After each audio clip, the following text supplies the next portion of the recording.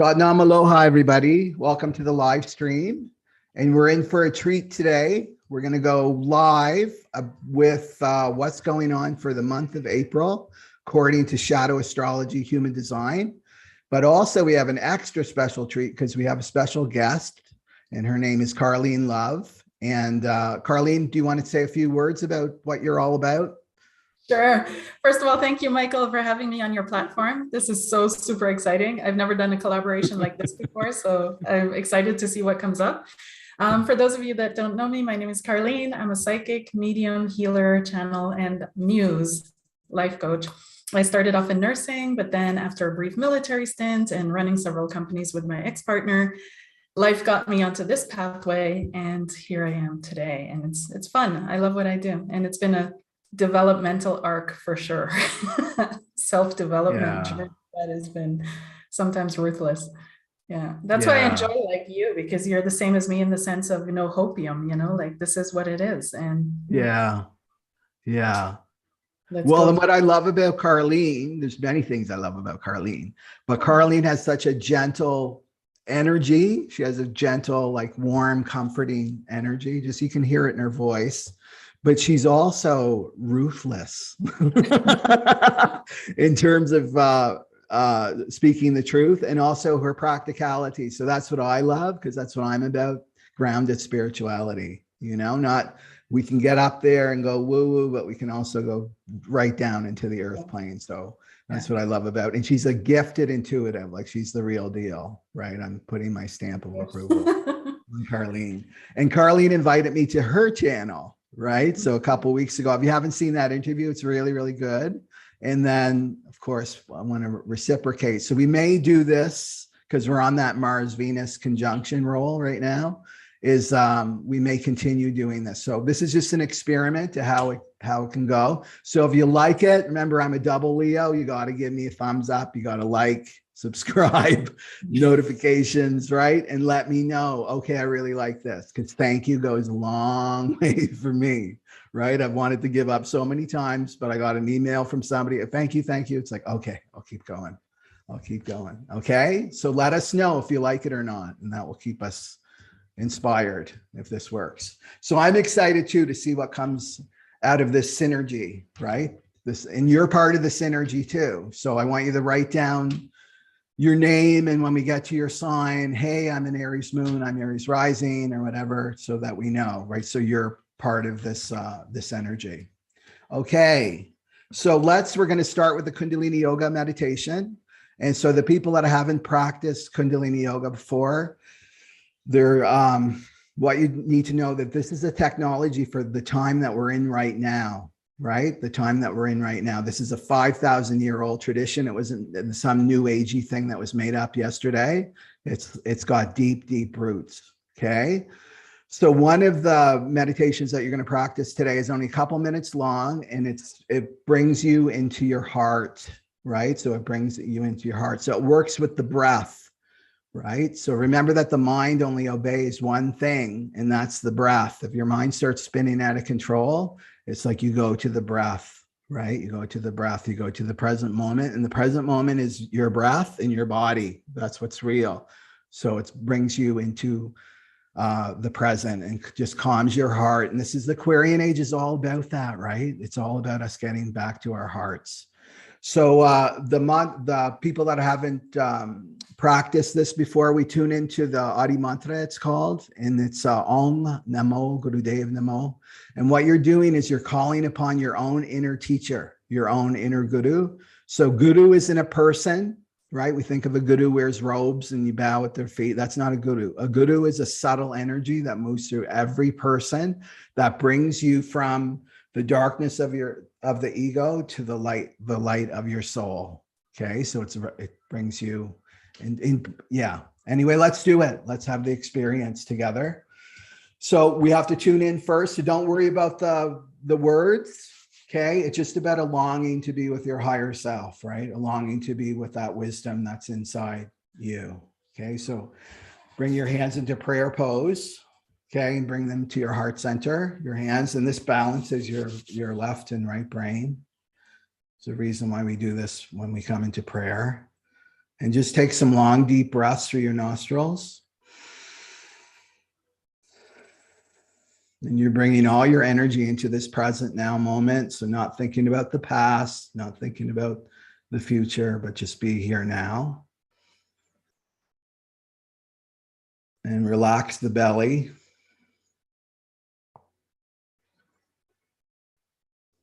Feel your feet on the ground. Feel your sitting bones on your chair.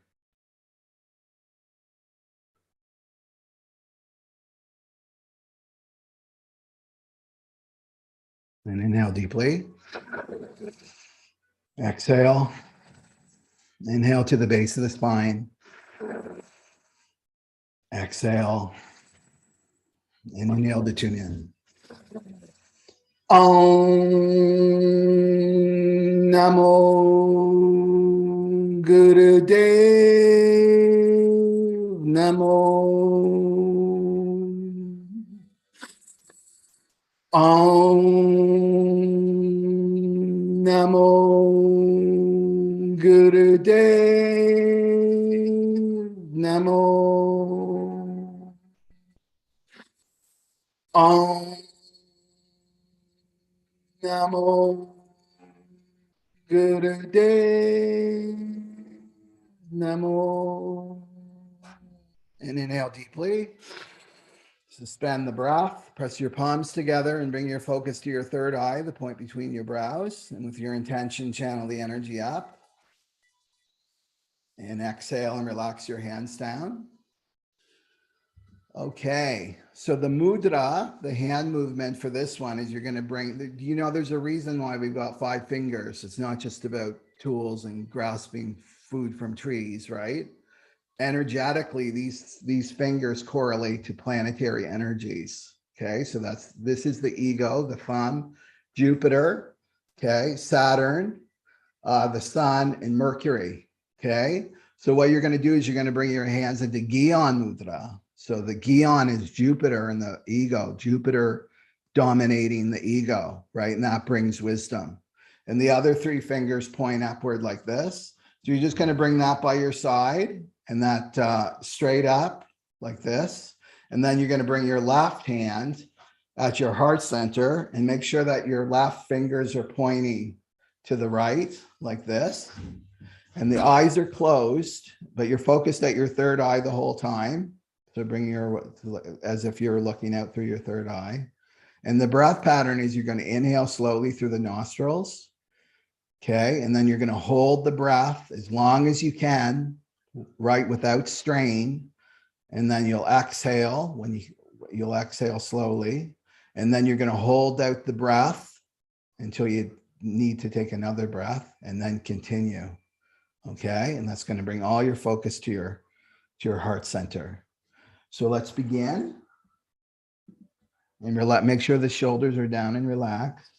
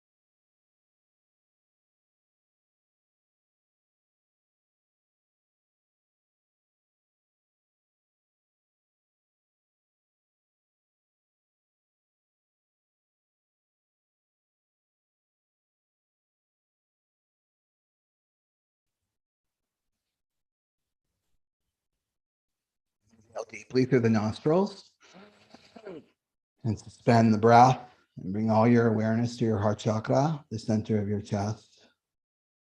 And exhale through the nostrils and slowly lower your hands down just for a moment to be with yourself and to feel yourself.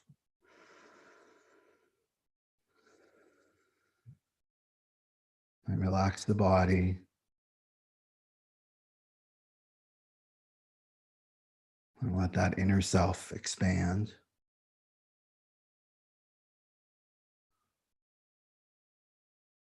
And we'll just take a moment to send out a little prayer to everyone that's here live. A blessing.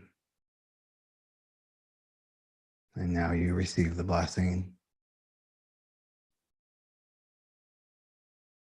And as a group, let's send this energy out to the planet, to everyone who's receptive, all sentient beings. Just this vibration of peace.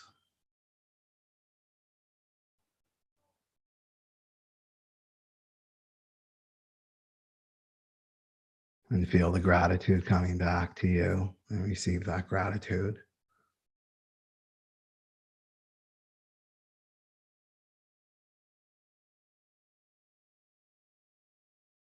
And inhale deeply. And exhale. Great. So remember, everybody, I've got free meditations on my website. So if you go to the front page and scroll down, you'll see free stuff. And that includes tuning in and everything, especially if you're dealing with emotions, a lot of emotional stuff coming up to do that. And I've got like 61 free meditations just on my YouTube channel. My goal is to transfer all that over when I have time. Okay. So, okay, great. People are commenting. I love interaction and commenting here. Okay, that's great. Lots of thank yous, lots of gratitude. Okay, so next on the agenda is we're going to do a collective reading. So we're going to do the collective, and then we'll go into the zodiac signs. So just a note before I get into the collective here is, you know, sometimes we'll have, you know, a Leo rising, if you're a Leo rising, and then you have an Aquarius moon, right? Or an Aquarius sun. And the messages seem to contradict one another because they're the opposite. Is to you always go through your ascendant first. So your rising sign, and then your moon, and then your sun sign. That's the order of importance. And it could be called that you're balanced, right? You're called to balance those two poles. And that's probably the case anyway, in terms of your incarnation, if you have opposite signs like that. Okay. But just go with what resonates with you, leave the rest behind, right? That's the way to go with this. So let's go for the collective reading. And so there's a lot going on this month, right, in April. And we can't really cover everything, like every aspect. But my intuitive guidance has been really like focus on these things. So a few, to me, it's a fractal, right? Our universe is like a fractal. So if you really focus on one thing, then you unlock everything else, right? So just focusing on a few, I'd rather do that than go superficial with a lot. Okay. And then it can be overwhelming for the mind too. So you want to watch my other videos this month because I'll cover the other ones more in detail. Okay.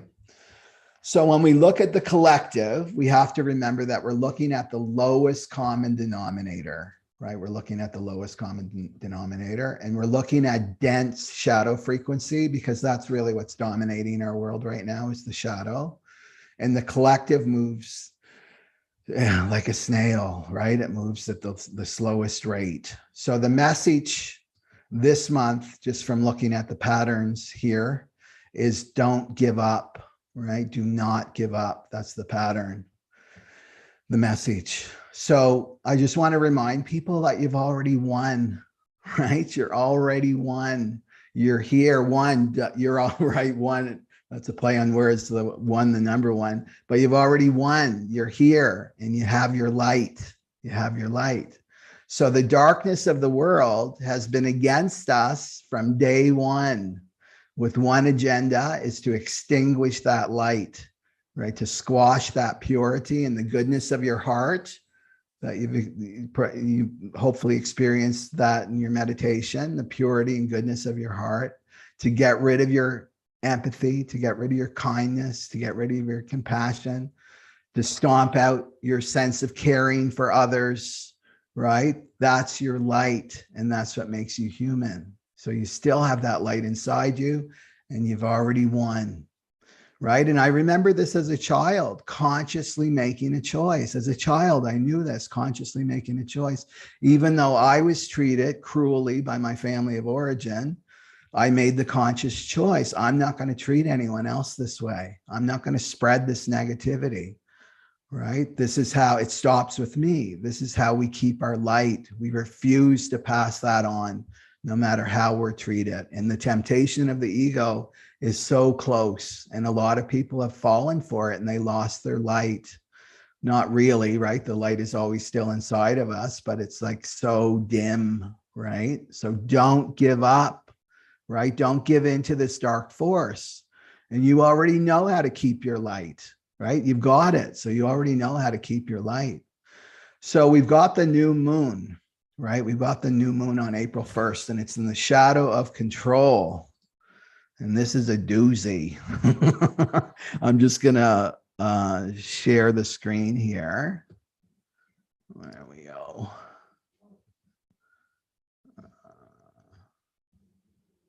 Okay. Let's do.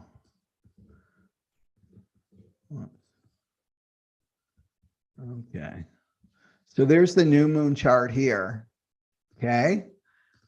And this is on, well, it's really April 1st. It's March 31st where I am, but it depends where you live. But in most places, it's going to be April 1st. It's in the evening here. So you can see this 21, right? In the sun position. And then the moon is in the 21-3. So it's the shadow of control. It's the shadow of control, the gift of authority. And it's fixed right. So that means that arrow, you see that arrow? It's pointing to the right. That means it's fixed right. So that gives us, it's called the first tone. And that gives us more information about the shadow pattern. And it's in the, in fear. It's in fear. So this is the fear of being controlled, right? And it's reacting by controlling others. Right? Can be about going belly up and giving your power over to an outside authority. These are both the shadow of control. So you can see that the shadow of control is coming off the ego. That's the ego center. You see that here? Hopefully you can see my little cross here. It's coming off the ego, the heart center. This is the ego. So that's the 21. It's coming off there. And it's one of the 3 gates of leadership to this 21. The 21 is the will, represents the will, because this is willpower. It's the will of the group. The 31 here is coming off the throat. You see that? That's the voice, right? That's the voice of the collective. And then 7 is the heart of the collective. So this is about leadership, right? This is totally about leadership. And it's also, it's historically, because it comes from the channel, we've got to look at the channel too, the 2145, it's the money channel. And this is about the king, right? Historically, this is about the king who chooses who gets to eat, right? Who gets to eat in the tribe and who doesn't get to eat, who comes to the table to eat or who doesn't, who's deserving to eat according to the king, the ruler. Right? So the 21 is also here in the 3rd line. See that in the moon, 21.3. So this is saying that this is about the material world. It's about the material world. So this new moon could be a cycle of controlling others or controlling the masses, because we're looking at the collective, through fear, right? Through fear of survival. So this is food and money, right? Food and money. So now the fear, right? It goes deeper because that third line, right? That third line underneath that, the fixed right, the first tone, that's pure fear. And that's the way that we handle fear as a humanity. So the way we handle fear is either we run to the group, right? We run to the group because, oh, I'll be safer with the group. As long as I get along, go along to get along, I'll be safe. So that's one way that we deal with fear as a humanity. And then the other way is we isolate, we run from the group, but both are unsafe. And right, and your ego can trick you. Well, if I'm away from the group, I'm going to be safe. But are you really away, right? Because you're isolating with your ego, right? And still you're in this disconnect of fear. So either way is not going to help you get rid of your fear, right? Of this fear of being controlled. So isolation is hiding from yourself, right? You're isolated with the ego. You're disconnected from your source. You're disconnected from the divine. You're disconnected from your power. So people out there, we're going to see this with this new moon, is they're going to either isolate or they're going to run to the status quo, right? So the first line here, right? The first tone here is saying to do your research, right? To do your research and to find out what's true or not, right? So we can see that Mercury is also in the 21, right? At the same time. So that's media, right? That's the information that's coming at us. You can't assume that you're being told the truth. What is being propagated is you can't assume that this is true. You got to do your own research. You got to find out for yourself. So hopefully people will start doing that more and more through this new moon cycle, right? Because the agenda, you've got to look at the hidden agenda, is to control the masses through fear of money, fear of getting enough food, fear of getting the material resources to survive, right? So we've got that going on. And then if you look at the ruler, it's always a good idea to look at the ruler because this is Aries, right? The new moon is in Aries. And you look at the ruler of Aries, which is Mars, and that's the 49.1. That comes off the solar plexus. And you know this is all about the emotions. And this is the shadow of reaction. And it's the gift of revolution and rebirth, right? So there can be a lot of reaction to being controlled, right? And humans, I mean, we're free spirits. We're untamable. Our spirit is wild. It's creative. It's not meant to be controlled, right? It can be controlled for a while, but eventually that reaction, right? This is about rebirth, revolution, right? So this can be happening too during this new moon cycle. So we've got that going on, kicking off the month, right? Heavy duty stuff. And that we'll go into like how this is going to affect you personally as an individual, but we're looking at the collective, right? So let's go to the full moon, and that's on April 16th. So the full moon is a culmination of that new moon cycle. So we've got the shadow of corruption, So you can see that's the 50. And this is the splenic awareness system right there. It's coming off the 50. So that's our body, right? Our innate physical wisdom. It's an ancient awareness system. Okay, so that's the 50, and it's in the gift of harmony. Okay, so if you look at the tone here, it's fixed left. See that arrow? That means it's fixed to the left. And that's called the third tone. And this is all about leadership. So if we look into the Venus, right, which is the ruler of the full moon in Libra, it's in 63.1, and that's coming off the head, and that's doubt, right? Doubt, and then it's the gift of truth. And then at the same time, we've got, this is just like a little tiny bit of what's happening in April, right? We've got eclipses. We've got that Jupiter-Neptune conjunction, right? We've got this channel of mutation, right here at the bottom. So that's going from the 60, that's the shadow of limitation, into the sun, which is in the shadow of chaos right here. So what does this mean? We're evolving as a species, right? We're going through a huge mutation right now. So this is mutation, right? And this is all of us, because it's a transit, right? That we're going through this huge mutation. So the mutation works in a pulse. That's what happens. It works in a pulse. It happens at the individual level, right? The collective doesn't mutate itself. The tribe doesn't mutate itself. It's the individual. It's the individual that mutates the tribe, and then the tribe mutates the collective, right? But it starts at the individual. This is like the tribes can get locked into their ways and their traditions, and this is the way that it's always has been, and they keep the outside world out, right? But they don't change, right? They don't change. They don't diversify, right? It's that sameness. So in comes, like, think of the tribe like that, in that sense, and in comes the salesman, right? From the outside, he's who represents the individual. And he, sleeps with the farmer's daughter or whatever, and leaves the mutation behind, which is the baby, right? And this diversifies the gene pool. That's kind of how it works. The individual does the mutating. So we're going to feel this at a deep level. And if you have this channel, you're going to really resonate with this channel of mutation. Okay. And it's just, you don't have to do anything. It's just in your aura. Right? So it works as a pulse. It's an on-off pulse.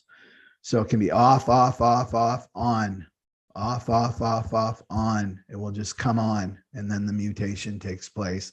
And this brings, what is this all about? It's to break a set of limitation.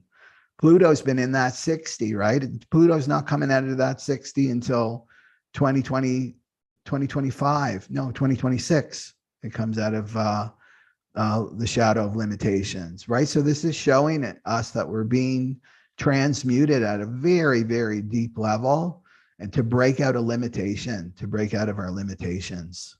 And, right, and when we do that, it creates chaos, right? This limitation creates chaos, and out comes magical realism. And this is about manifestation, building the new world, and through innovation. But again, it's a slow process. Like, people can't get impatient with this process. Okay, so in terms of corruption, right, the agenda of control is going to reach a culmination point. So we're going to see the full illumination, right? Full moon is full illumination of the corruption of our systems. We're already seeing it, right? That's going to be revealed this month. So corruption is static. It's like static. When a computer is corrupt, nothing works. Your mouse doesn't work, your keyboard, it creates chaos, right? Corruption creates chaos. So shadow frequency, by definition, all shadows is corrupt, right? So this is the fear of the system. So when we're in the shadow of corruption, people are going to say, well, if you can't beat them, I better join them, right? So they go belly up. Nothing I can do, so I better go along to get along. I'll just be the pincushion, right, for the status quo. I'll just do what they tell me to do, so I get to eat at the king's table, right? Or I justify my corruption. Well, I'm just doing my job. I've got a mortgage to pay, right? I've got to do this. I've got to do that. Or I'll manipulate the system myself. That's also the shadow of corruption. Like, I'll learn the loopholes and I'll be corrupt myself. And it'd be really interesting. I'd love to do a poll of how many politicians out there have this shadow in their chart of corruption. So it's in the line 1. So it brings us back to ourselves to draw out our leadership, right? So this is the underlying driving force of the shadow, is to bring us into leadership. Right. So most of you that are that I work with and that are attracted to this channel, you're life coaches, you're teachers, right? You're helper bees. And so we have to remember, as teachers and helper bees, if you think of the kindergarten teacher, right, that leaves their students alone and they just take off, they're under 5 years old. And then the teacher comes back and it's total chaos, right? There's food thrown everywhere, and there's this, furniture down, maybe they're pooping and peeing all over the floor, whatever it is. Do you blame the children? Does the kindergarten teacher blame the children? No. Does anybody blame the children? No. They look at the teacher. So this is showing us that we need the spiritual teachers, right? Coming out. We need the leaders to start stepping out of hiding right now. So you can say, well, what can I do? This is the shadow of corruption. What can I do? The system's just too corrupt. It's too big, right? It's this fear. There's this fear of the system and what we see right now. And it seems like overwhelming odds, right? Our system is so corrupt, and it makes you want to give up, right? That's the shadow wants you to give up. So we need to look at the 3 stages of awakening, right? And I love this. There's the camel. This is the masses right now. The camel, they're just chewing their cud, right? They're apathetic. They're watching their Netflix. They've got their sports. They've got their alcohol and their drugs and their bad food and all that. And they're happy in their life, right? So-called happy in their life. And there's nothing wrong, right? There's nothing wrong. And then the awakening starts. And what comes out of that camel is the lion. And the lion gets angry, right? It's angry at the system. It's railing against the system. It's angry at itself for being that camel for so many years. That's part of the awakening process. 2020 awoke a lot of camels into lions, but not enough yet, right? We haven't reached the tipping point yet. But there's another 3rd stage out of that, and that's the innocent child, right? The innocent child comes out of the lion. And this is innocence with awareness, because you think of a little baby, right? A baby's innocent, but it's gullible, it's naive, right? This is a different kind of innocence. This innocence comes through lived experience. It's wisdom, right? And so this is the sacred position of the holy witness. And I talked about this in one of my videos, the sacred position of the holy witness. And there's a great power here, and I'll tell you just a little story. When I lived in Montreal, and I was friends with my really good friend's mother, and she was in her 70s. And she said that her and a group of friends, these women, all in their 70s, and they were like going to the opera. There was like five of them. I think she said there were 5 of them. So they walked out. It's at nighttime. They walked out of the opera, and they're walking through the parking lot and coming into going to go to the subway. And they saw this man and woman fighting and arguing. And the man was like starting to manhandle the woman, right? Grabbing onto her shoulders and shaking her and stuff. So she said it was so surreal. Her and her friends didn't even speak to one another. They just looked at each other. And then they just spontaneously created this circle around the fighting couple, right? And they just stood there in silence. That's what they did. They just stood there in silence. And then the man started railing at them, like yelling at them, mind your own business, get out of here. But they stood their ground, right? And they just watched. And again, he tried to get them to run away, but they stood and they watched. And then he finally left. He finally left and ran away. And so did the woman. So this is the power to be the holy witness, right? In your frequency, to hold your ground and know who you are as a teacher, right? And to watch, because as a humanity, we're descending into hell, right? We're descending into hell. And you may not experience this personally if that's not your karma, but you have to witness it. We're being called to witness it. So we're going to see a lot of these dark shadows coming into the light. We're going to see the underbelly of humanity. We're already starting to see it. We're seeing the cesspool, right? All those shadows have to come into the light.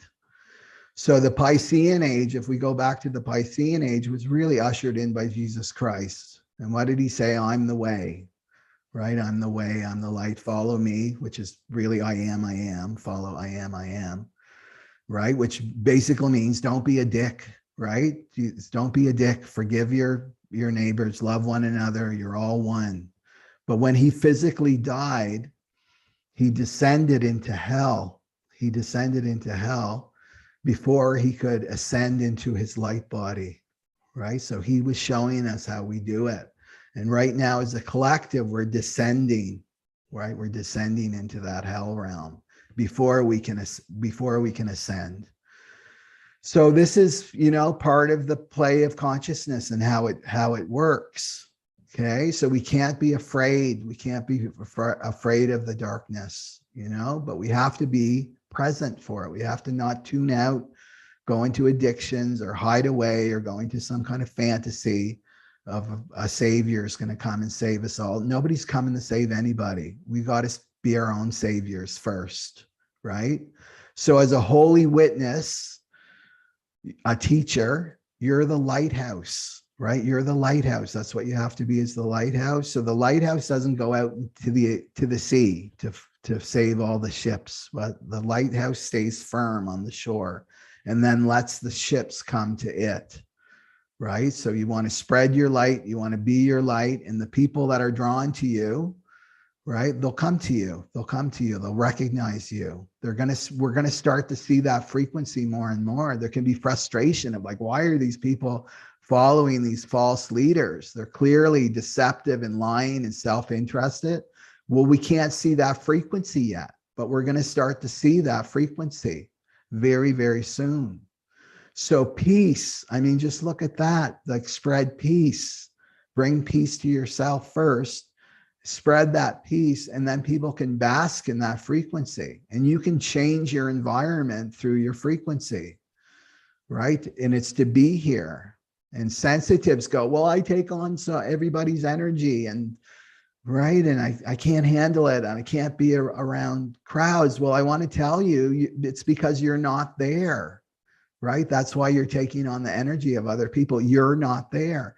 The universe, right? Life doesn't like a vacuum. So if you're not there, you're not fully present in your body, then everyone else's energy will come in, And I remember this when I would go teach, and I was the same way. I can speak from this position because I know this. I've been very, very sensitive all of my life. And I would I would have to take the bus to go and teach this class. And I remember like it would be traumatizing for me. It's like, I feel everybody, and how can I find another mode of transportation or something? I was complaining, and my intuition piped through, and it said, you're feeling everybody because you're not there. So what I did was the next day I got on that bus, and it's like, I'm going to be fully present. I'm not going to let my mind hijack me or complain about what's going on and why do I have to do this. And I took up my energetic space. Take up your energetic space. I'm here, right? I'm here on this earth plane. Here I am. I'm taking up my energetic space, not escaping into my mind. And just that prayer of God be with me today. God be with me today, right? And that's when I was fully present, like not on my phone, not distracted, and just spreading that peace, right? To the bus. When I got off that bus, it was like a temple. It was so quiet and it was so peaceful because you can shift the energy, right? The light always wins over the dark. Right. So just keep that in mind when you're feeling that, like, right. Don't let that negativity go in, and don't go to that level, right? Stay high, stay elevated and high. Okay. So the next thing I want to talk about is Uranus, and then we'll hand it over to Carlene. So the other big news this month is Uranus is switching gates. Okay. So from October 18th to the 19th or 2021 to October 24th, 2021, it was in the second gate. So we've already experienced that for some months there. And then it went into the 24th gate. Okay. So it's going to come out of that on April 7th. It's going to go back into the second gate. So this was liberating. Uranus is all about liberation. And it's said for the Aquarian age, right? Uranus is such a big player in bringing into this new state of consciousness for humanity. And it's because Saturn is losing its grip and power over this world. Okay, so Saturn is what holds the matrix in place. It's gravity, it's weight, it's time and space, it's limitation. So the construction of the matrix or the hologram or the simulation that we live in is breaking down. It's being dismantled for the Aquarian age. So Uranus is a big part of this liberation. So it's liberating us from the known. Okay, Uranus is liberating us from the known. So it's liberating us from the past. It's liberating us from projecting the past into the future, right? And the secret societies, if you've gone down the rabbit holes, these old pharaohs and kings, they worship Saturn, right? They worship Saturn, the black cube, right? Black rock, right? Saturn is losing its power over our world, right? This is a really good thing, but we've got to adjust, right, as a humanity. So you look at Uranus. Uranus is like, you know, if you're in a dark, dark field and there's no moonlight or anything, you can't see anything, and then suddenly lightning comes out of the sky. That's Uranus, where you see the whole picture, but it's really, really fast and it's really, really unexpected. Uranus is very future oriented, right? So it's liberating you from what no longer serves you. So it can bring great change and loss, right? But it's to remember that, no, this is to serve me. So Uranus in the second gate is really, really important because it's connected to something called the magnetic monopole. Okay, so if you look at your vehicle, your physical body as a passenger or a limo, right? That's your physical body. You're the passenger. That's your awareness, right? The observer. And then the magnetic monopole is the driver. That's the driver. So Uranus is on that until 2023, right? It's on that. So it's liberating this magnetic monopole, right? To get us back on track. So if you go back to June 18th to October 24th last year, probably some stuff happened then to get you on track. For me, it was the shock of I had to move. I had to move. I was happy and content where I was living. But then Uranus comes on the second gate, and then suddenly the shock of, like, just out of the blue, not expecting it at all, you've got to move, right? And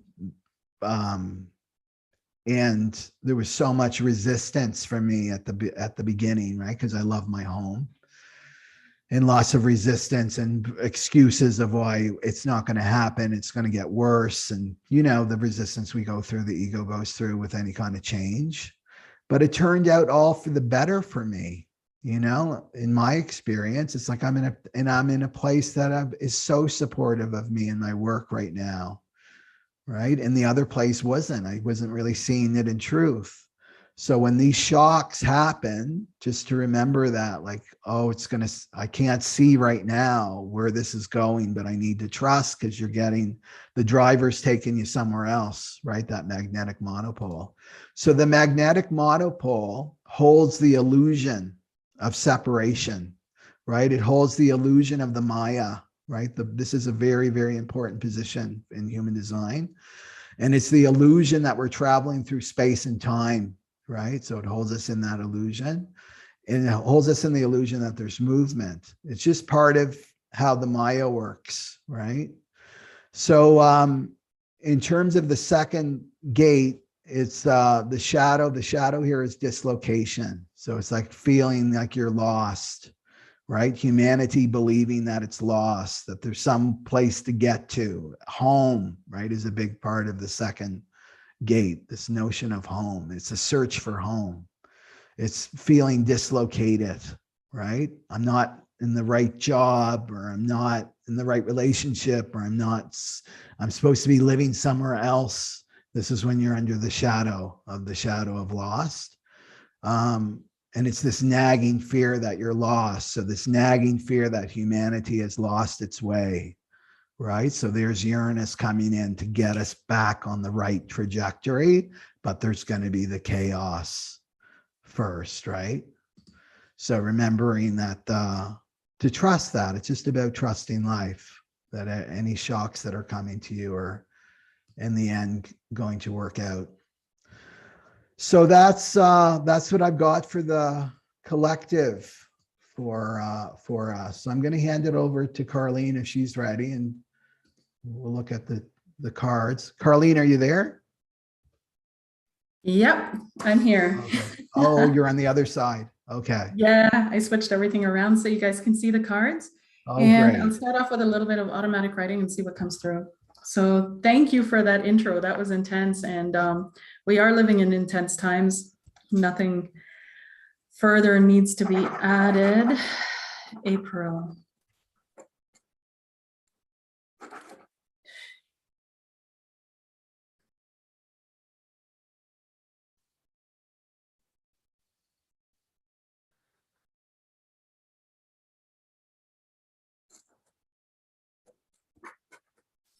The word that comes up for me is power.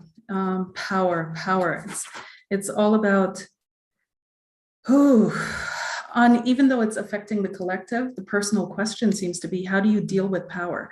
How do you feel about power? Because your relationship with power is what's stopping you from stepping into the power, owning the power, taking the power to make your life change. It's the same old story that we had years ago with people in money and how they viewed money and how they view money in abundance and that blocking them. And now the theme is about power. Now, power is not a bad thing. It all depends on how it is used.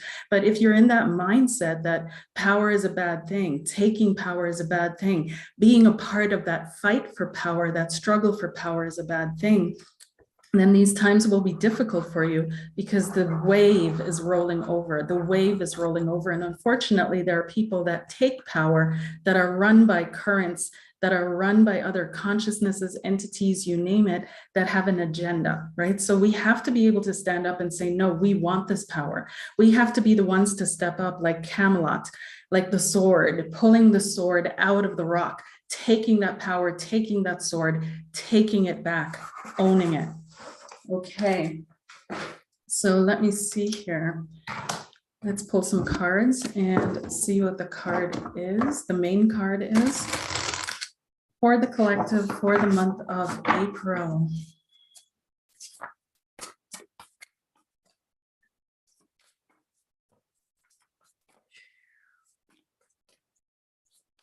The thing is, the collective is still not stepping into their power. It's still, the collective consciousness is still not recognizing that it has the power. It's not recognizing that it has the power politically. It's not recognizing that it has the power in anything, actually, right? Health-wise, political-wise, you name it. It's not owning that. It's still giving the power away to others and hoping for that. So the individuals are changing very slowly over time, but we're running slowly out of time. We have to, as a collective consciousness, understand now that the power lies in our hands, that the power is ours. The only thing they can do is lie to us. They can lie to us and make us believe that we don't have the power. They can lie to us and make us believe a story that is not true. That's the only way that they can maintain power over us, is through maintaining this lie. But one of the biggest things that they're also doing, of course, is maintaining the lie that power is bad. It's bad for you to want power. It's bad for you to take power. Power is egotistical. That's what they teach you subconsciously, but it's not true.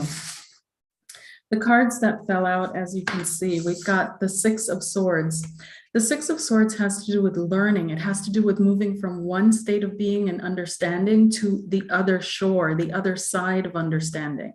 And sometimes there's a teacher involved. There's that ferryman that helps that person in the boat with their child. This is a very intense card when we look at it in the Rider-Waite, but helping someone move from one state of understanding to another. So there's something, the experience itself is bringing the collective consciousness from one state of understanding about its power, about its standing in the world, to another way to see things or perceive things. The next card that popped up or came out is the Page of Pentacles. The Page of Pentacles has to do with new starts, fresh beginnings, small starts. And so it feels like a non-start almost. In April, I see a small group of people trying to step up, trying to take power, trying to make things happen, trying to have a voice, trying to be heard, but it's a non-start. It's too not enough behind them, not enough support with them. The next card that comes up is the Magus, the mind, right? The Magician represents the mind. It represents how the mind is used to create our reality, right? So there's not enough power that we allow the mind in the sense of understanding how we create our reality, what we believe in, and how that runs us, how that triggers us, how that moves us. The next card that comes up is the Knight of Pentacles. And this feels the Knight of Pentacles is very firmly entrenched. It's digging deeper, actually. It's going deeper into the original stance. So April is not really a month where I feel a lot of movement happening in the sense that, yes, we're going to break free and this is going to be liberation. As a matter of fact, it's going to get stickier, darker, a little bit murkier in the collective consciousness. It feels like people are going to be going a little bit deeper into fear. And it's almost like we have to go there because we are the ones bringing light or awareness into the state of consciousness or into the state of being. And the state of being or the state of consciousness that we might be exploring is powerlessness, and however that ties in, right? So this may be financial for some people, feeling powerless in the face of what's coming towards them. This may be other people feeling stuck where they are, people feeling alone, right? But we have to go into that. We have to face the shadow. We have to face the dark in order to realize that we are the light, and not necessarily what we're seeing around us is true, but what we're bringing to that. So this has to happen on a collective consciousness level as well as on a personal individual level. Let's see the angels. Angels to me are consciousness streams of consciousness that we can tap into, right? There's streams of higher level consciousness that we can allow to work through us. We can allow to help us, to guide us, to uplift us, but I don't necessarily see them as personalized beings, okay? So let's see what stream of consciousness is coming up for the collective. We've got the angel of healing.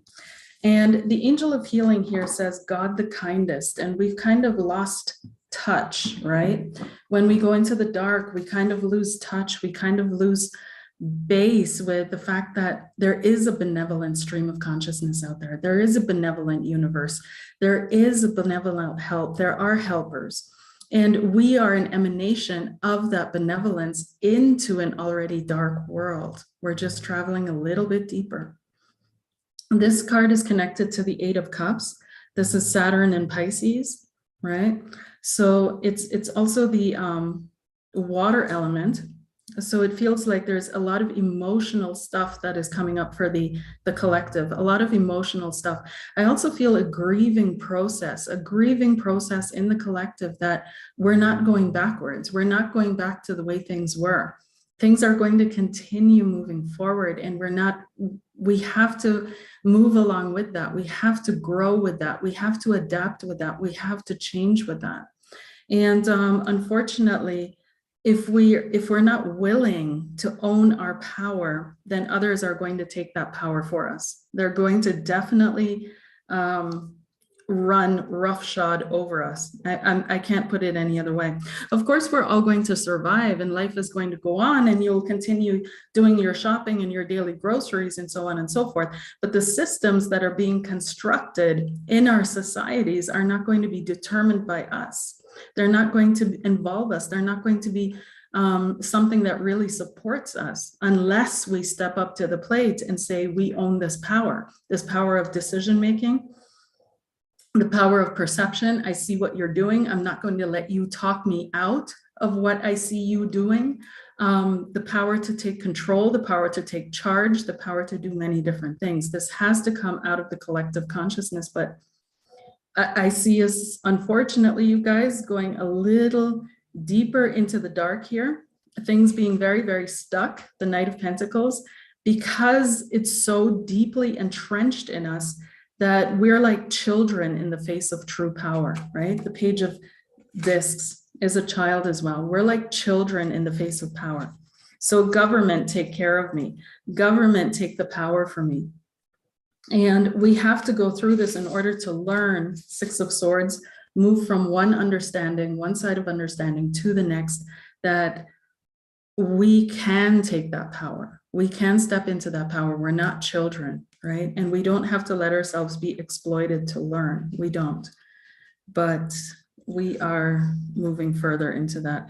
I do feel also when it comes to things moving ahead, or when it comes to geopolitical processes, I want to be careful on Michael's channel, but when it comes to certain processes that are happening right now, that are going on, I don't see anything clearing up very quickly during April. It's going to continue on throughout the month, pretty much the way the month starts. So whatever we start off with, that's what it's going to pretty much end with. It's not going to shift. It's a month where not much moves on the outside or on the surface, but the inner processes of learning, of walking away from doing things in a certain way, they have to happen.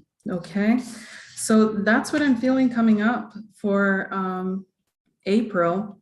And you might see it in your own personal world, right? How you deal with power, how you feel about power, how you deal with power, how you handle power in your own life, right? Do you hand it over? Do you accept what comes with power, which is responsibility? How do you deal with this, right? So, oh, it even says here, another on the card, the Magus of Power, or the Magician, right? It's all about power, you guys.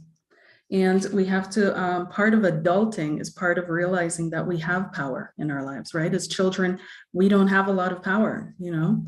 And that's why we love superheroes. That's why we love someone, Captain America, someone coming in to save the day, you know, and we want to grow into that, aspire to that. But this is the real deal. This is where humanity adults. We start to adult now during these times. Okay. So I'll give it back to Mike, because that's pretty much all I'm feeling here, you guys. Great. Thank you, Carlene. That was great. And so aligned with the chart, right? The chart for the month, this whole notion of power, which is you're correct, right? We're becoming spiritual adults right now, and we're realizing that we do have power. Okay, so let's some other things are coming up for me, but I think we have to get on this, which is, we're going to start with Aries.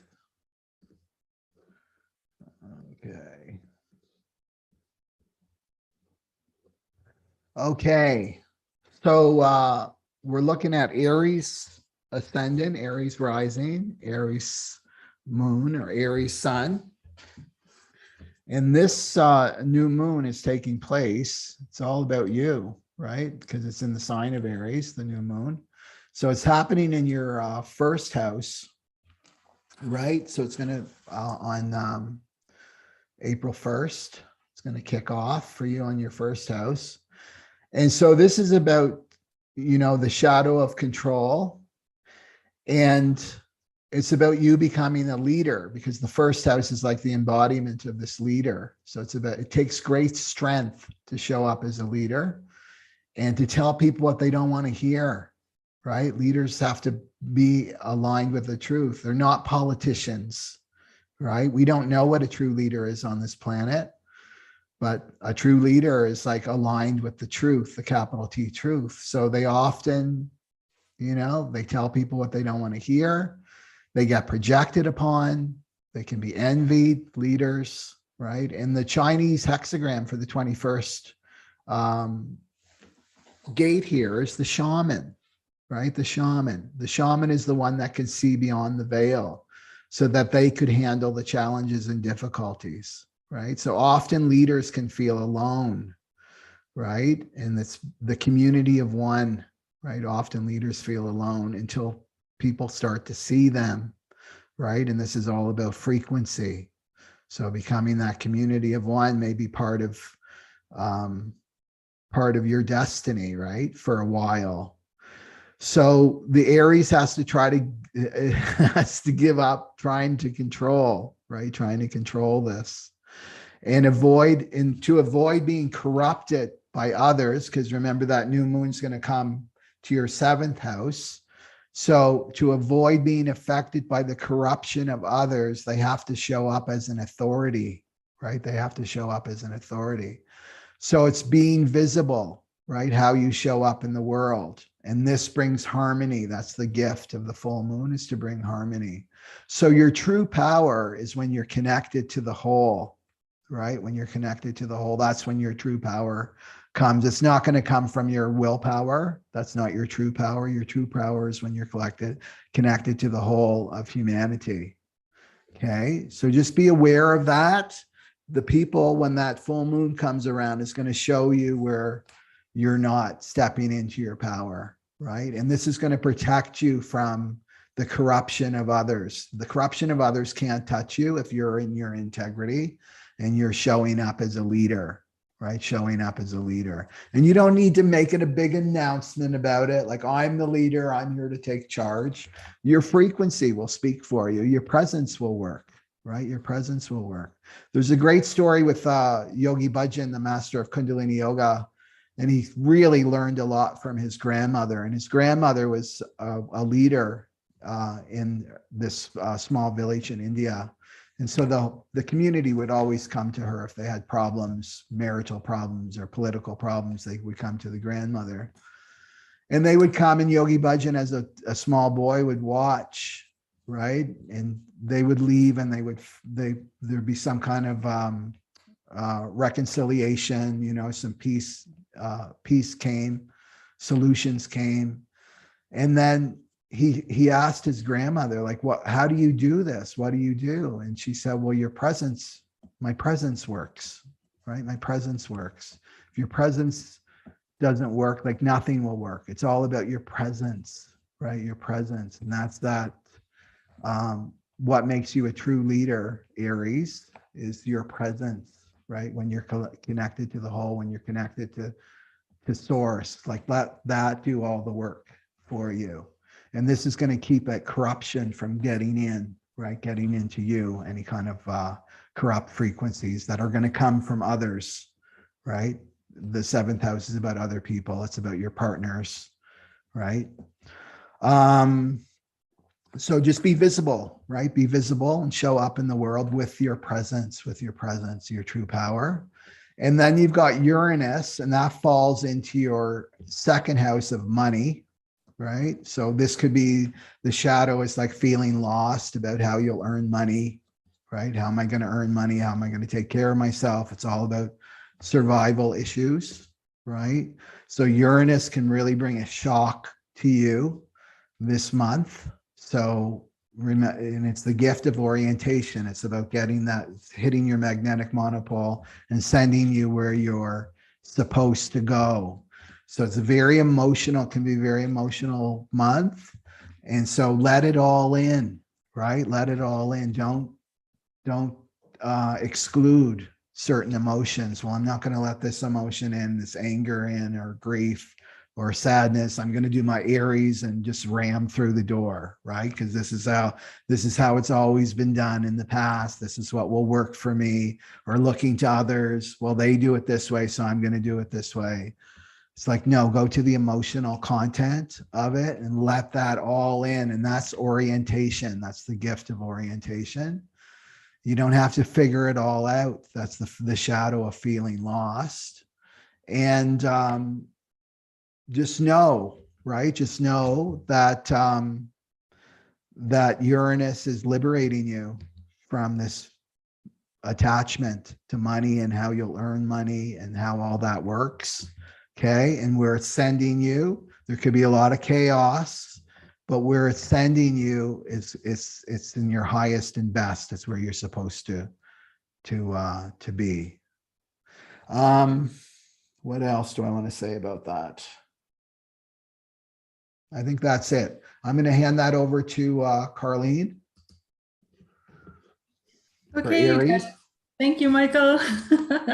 So Aries.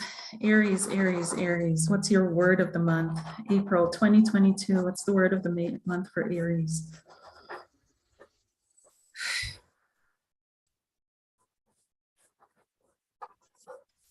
Joy. Okay, joy. Great. I love that word. Joy, joy, joy, joy, joy. And let's get some cards for Aries. This is what it is, what it's not, the outcome, and the advice. So this month, joy. It seems that what's coming up for you, Aries, is that there's kind of a decision that has to be made for you about what brings you joy in your life, or what would bring you more joy into your life.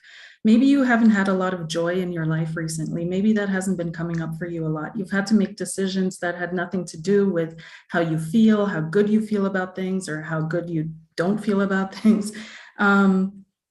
It feels like there's some kind of an indecision here with the Two of Pentacles that is coming up for you. The Two of Pentacles can also mean two jobs, standing with 2 feet in 2 separate arenas and trying to be the bridge. Maybe you're bridging in the family, maybe you're bridging at work, maybe you're bridging in a relationship, right?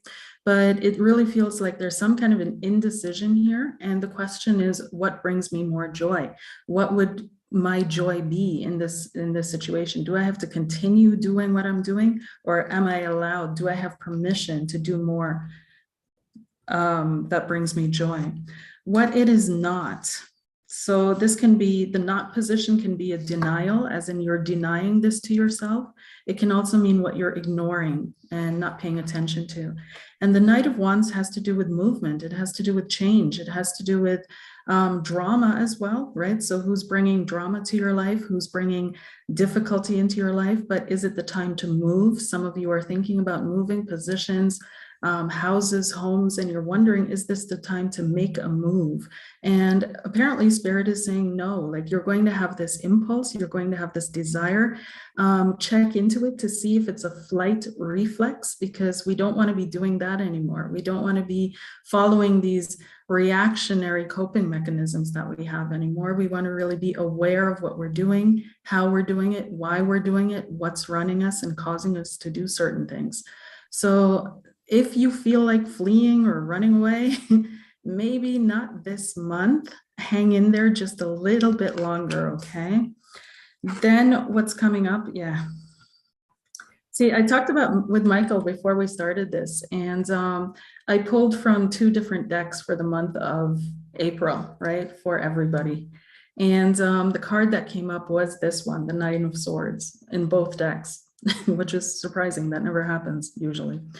So the Nine of Swords is telling me, though, that there's a lot of thoughts, right? A lot of anxiety, a lot of worry, a lot of overthinking going into this process, whatever you're going through here with this indecision. And it may feel like you're choosing between worse and worst, right? You're between a rock and a hard place. And it may feel to you like there's no clear way out. So this is all no fun anymore. And this may lead you to feel like, I need to go, I need to leave, I need to change something, I need to make a change, I can't take it anymore, I can't stand it here. And this brings me back to what Michael was saying and what came through for me as well, that it's going to get a little bit darker and we're going to be feeling like, I can't take it anymore, right? And this is when we have to really start shining. This is when we really have to start using what we've learned about mindset, visualization, all these things in the dark, right? The outcome is the King of Pentacles. The King of Pentacles to me is the master of limitation. It's the last card in the deck, in the tarot deck. And this means that you've overcome all tribulations, all trials, you've gotten through to the other side, and you've become a master of the limitations in your own life. So whatever you're going through in April that you feel is so extremely limiting, that you're wondering, right? How can I make this work? How can I get through? By the end of the month, you will have gotten through and you will have gotten more insight into your workings. You will know now certain ways how to help yourself, how to take the power in your life. This can also mean a mentor, and it can also mean that you're coming clear with authority figures, right? If you have father wounding, it can mean that you're finally facing a situation that helps you clear that, right? And father wounding, depending on which culture you're from, it can show up financially as well. So This feels to me like you're going into the dark to clear some serious wounding around authority, power, finances, father, possibly protection. And you're going to come out the other side knowing, okay, the power is with me. I can make the changes I need to make. I don't need to change the outer. I can change the inner and become that which I need to have in my life. The advice card for you, again, joy was your word for the month. We've got the 10 of Cups, which is the epitome of joy. It's the epitome of connections, right? Having the right networks, connections, friends. So it's really important this month, because you're going to be going through this, to surround yourself with people that love you. You know they love you and that care about you. To be with your friends, to don't try to do everything by yourself, because these people are going to help you to stay in a positive mindset. They're going to pull you up when you go too far into the dark with the 9 of Swords. Okay, so that's what I see coming up for you. By the end of the month, everything's okay, Aries, but it might be a little bit turbulent for you going through the month of April. All right, but excitement and joy, excitement and joy. Back to Michael. Great. Thanks, Carlene. That's what really resonated with me when you talked about you don't have to do everything alone. And that's so typical of Aries, you know, the first sign of the zodiac, they have to do everything alone. Because if you look at your second house, right, Aries people, with Uranus in your second house, and it's been there for a while, it's really working on your sense of self-value, but it's also pointing you to the 8th house, which is other people, but you don't have to do everything alone, right? And that's hard for the warrior.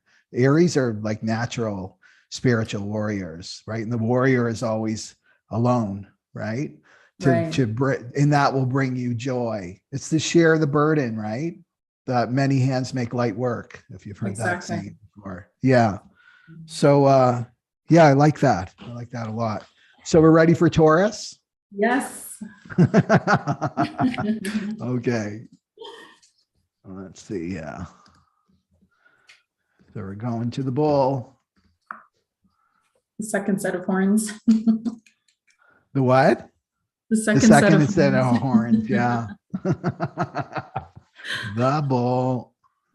Okay. Okay. If you watch basketball, Chicago Bulls used to be my favorite team when Michael Jordan played, of course. Of course. Yeah. He was like in a league of his own. He's such an inspiration. Okay, so for Taurus, what's going on for Taurus? Just got to look for my little chart here. And just bear with me because I don't want to rush through this.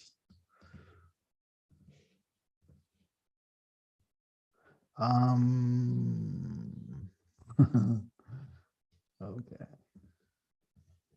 I just had some keynotes here that I don't want to forget that aren't coming up. Okay, I get it. Okay, so the new moon's happening for you in the 12th house, and then the full moon is on the other side, which is the 6th house. So this is about Taurus becoming an authority in spiritual matters, right? The 12th house is all about the spiritual matters. It's also about letting go of control, right? With Taurus likes to control. It's a fixed sign. Letting go of control of like, I need this much time alone, right? I need this much time for rest and relaxation and retreat, right? This is all about being retreated from the world into people. And on the other side is the full moon is corruption, and that's going to come through your work, right? Your daily routines. So remember that the full moon in the 50th hexagram is also about balance, right? It's that balance between the time alone with service, right? The sixth house is all about service and serving other people. So you want to balance that out for yourself, and letting go of the control, right? Letting go of the control and the corruption around your daily. Corruption is like like I said, it's like the computer, right, gets corrupted. It's also our frequency gets corrupted. So our frequency around our daily routines, to really look at that.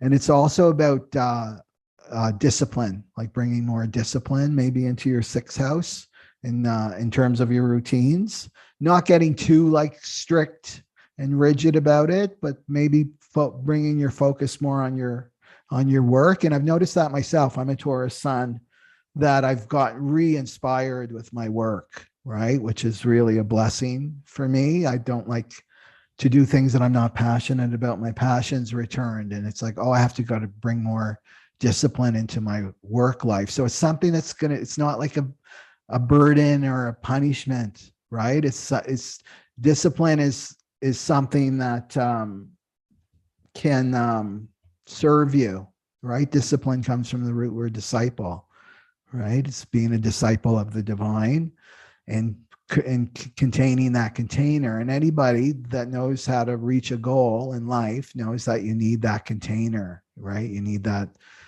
soft limitations, in a sense, not the rigidity, but the soft limitations. So to really dig those up, I mean, that's what awakening's all about, is digging out the corrupt frequencies that are in you, that you've come in with, right, from your ancestors, right? And this is our deprogramming that we're here to do for our awakening. And then you've got the second, Uranus is working on your first house, right? So this is maybe feeling lost about how you're showing up in the world, right? Is anybody seeing me? Does anybody really notice me? Right? With that Uranus in the second house there. And it's been there for a while. So it's just changing your whole identity, right? The first house is also about your identity. So to really be ready, right, to drop any roles that aren't serving you anymore, right? So there could be a lot of new identities coming in, like new gifts coming in for you, to be ready to let go, right? To let go, because your identity is really I am, you know? So that maybe feeling lost a little bit with your identity, because it's I always go back to the muffins in the oven. If you're a muffin in the oven and you're in a little bit of a chaos and you don't know who you are anymore, it's just to wait. Uranus is working on your magnetic monopole and getting you on the right trajectory. Okay, that's what I have for Taurus. I think Carlene's going to really add to this. Carlene? Taurus. Taurus. What is the word for Taurus, please?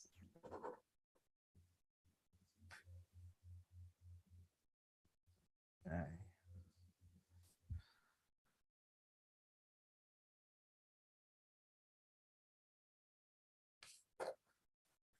I got elevation. Okay, let's see how that ties in. So your word for the month, Taurus, is elevation.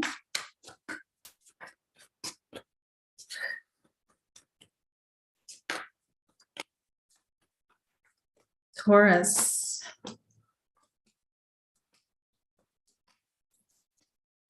Okay, so what seems to be coming up to you? Oh gosh.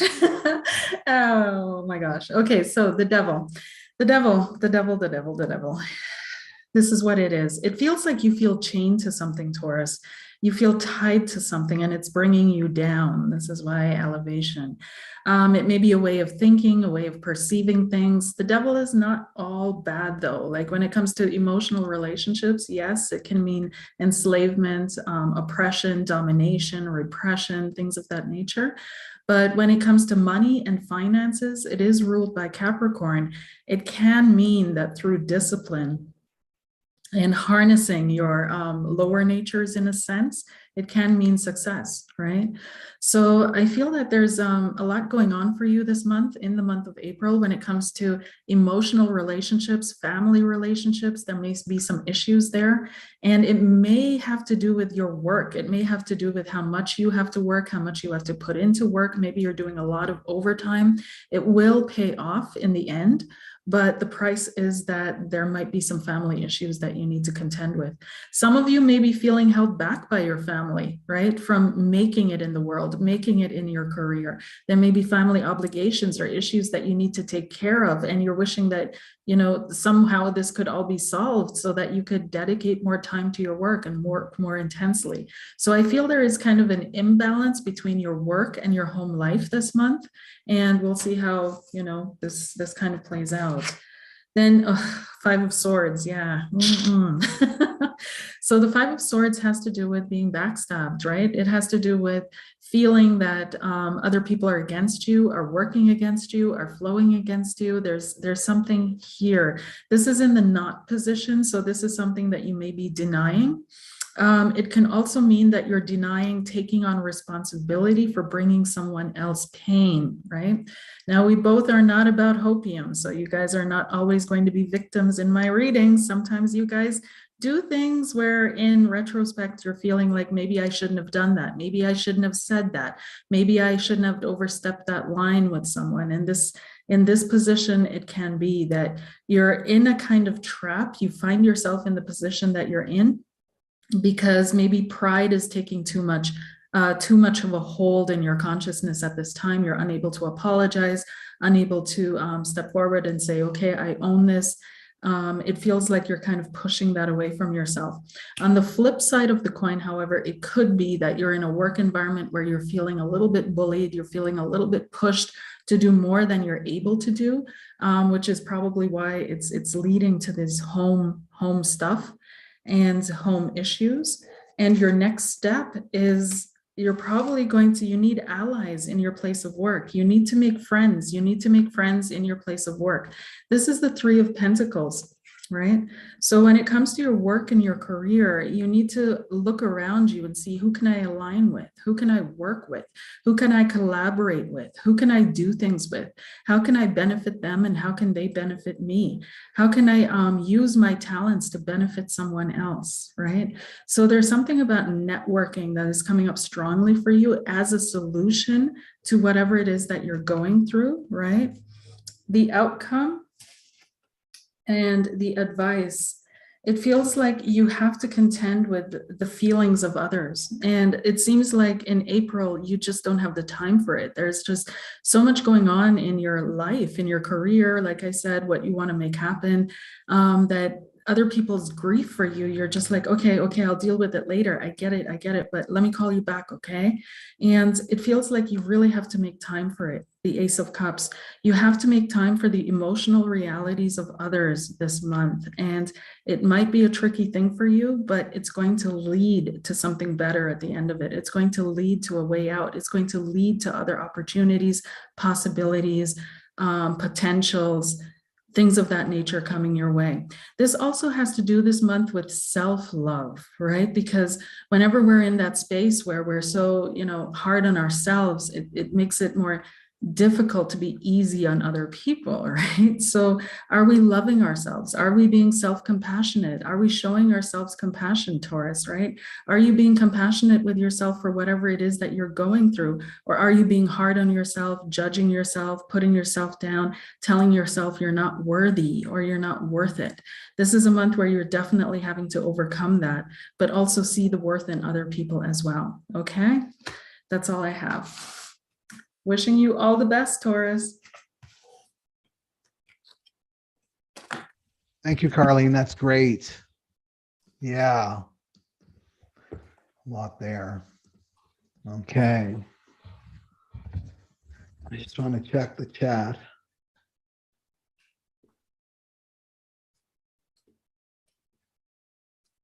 Yeah.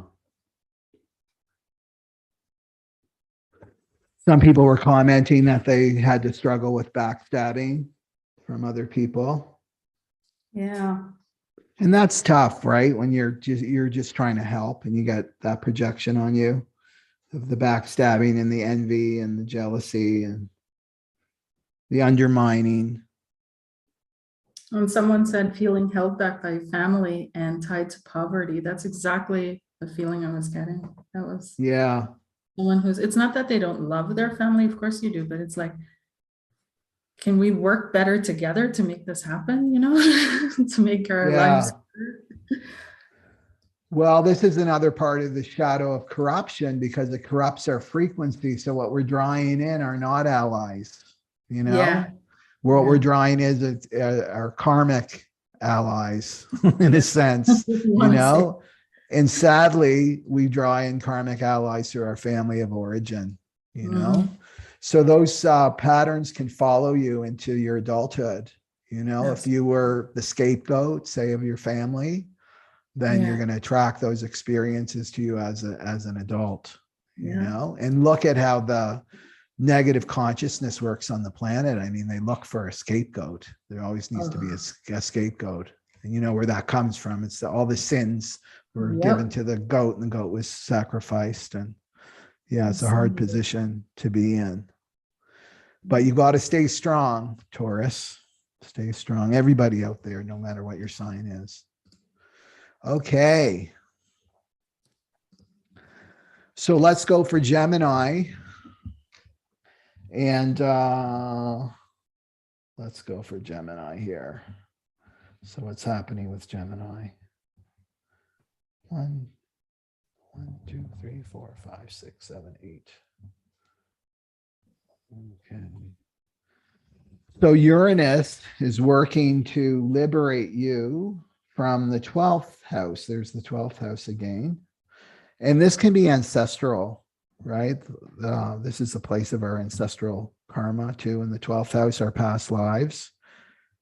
Be releasing you from that, where you feel lost. And maybe your ancestors have felt lost in the past. I mean, I'm thinking of the nomads, always looking for a home, or the culture, the Jewish culture, never finding their home. So the new moon, I'll go back to that. So the new moon's going to take place in your 11th house. Okay. So this is becoming the authority in your group of friends, your friendships, your network. And so often what we do, this is how crazy we are as a humanity. I always think of you're out with your, say, your friends, right? The 11th house, your friends, and you're lost. It's getting dark and you're lost. You're in the middle of the woods and everything. How are we going to get home? How are we going to get home? But you're the one with the compass, right? You're the one with the compass, and you throw the compass in the pit, and bury it and pretend that you don't have the answers, right? Don't look to me to show you the way. This is how crazy it can be with this shadow of control, right? Because you want to control how your friends see you, how they view you, right? As a Gemini. So this is about stepping up, becoming visible in your group of friends, that you do have answers, you do have authority, right? Remember that word authority comes from the root word author. It's like, who's writing your story, right? Who's writing your story? Is it somebody outside of you that's writing the story? Gemini, like a friend? Your group of friends are writing your story for you?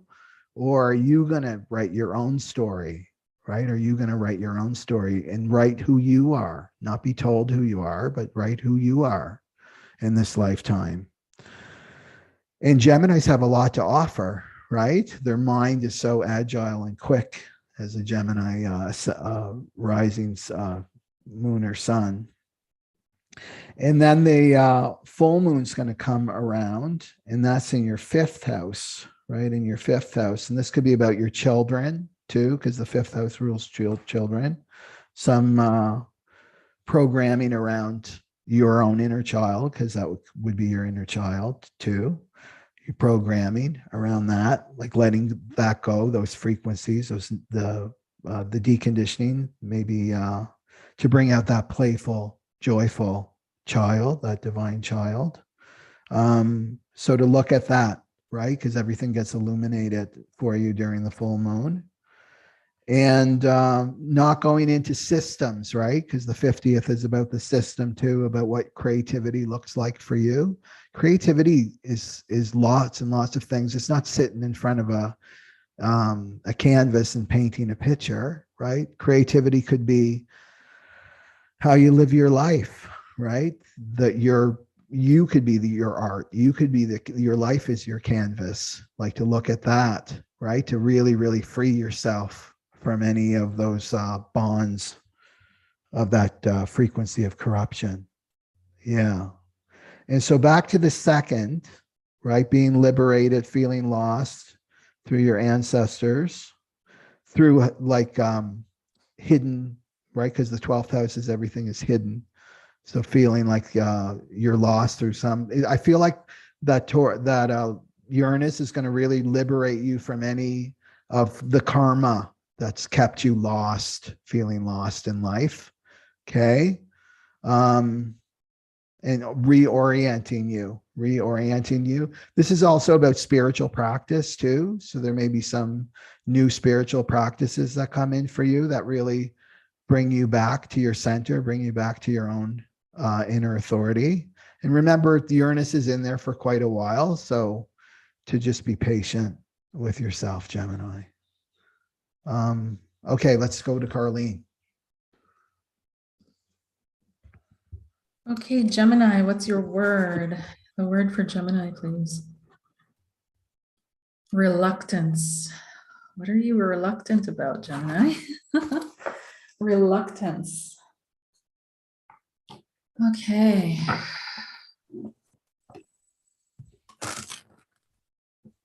Gemini, what is Gemini reluctant about, please? Where is the reluctance?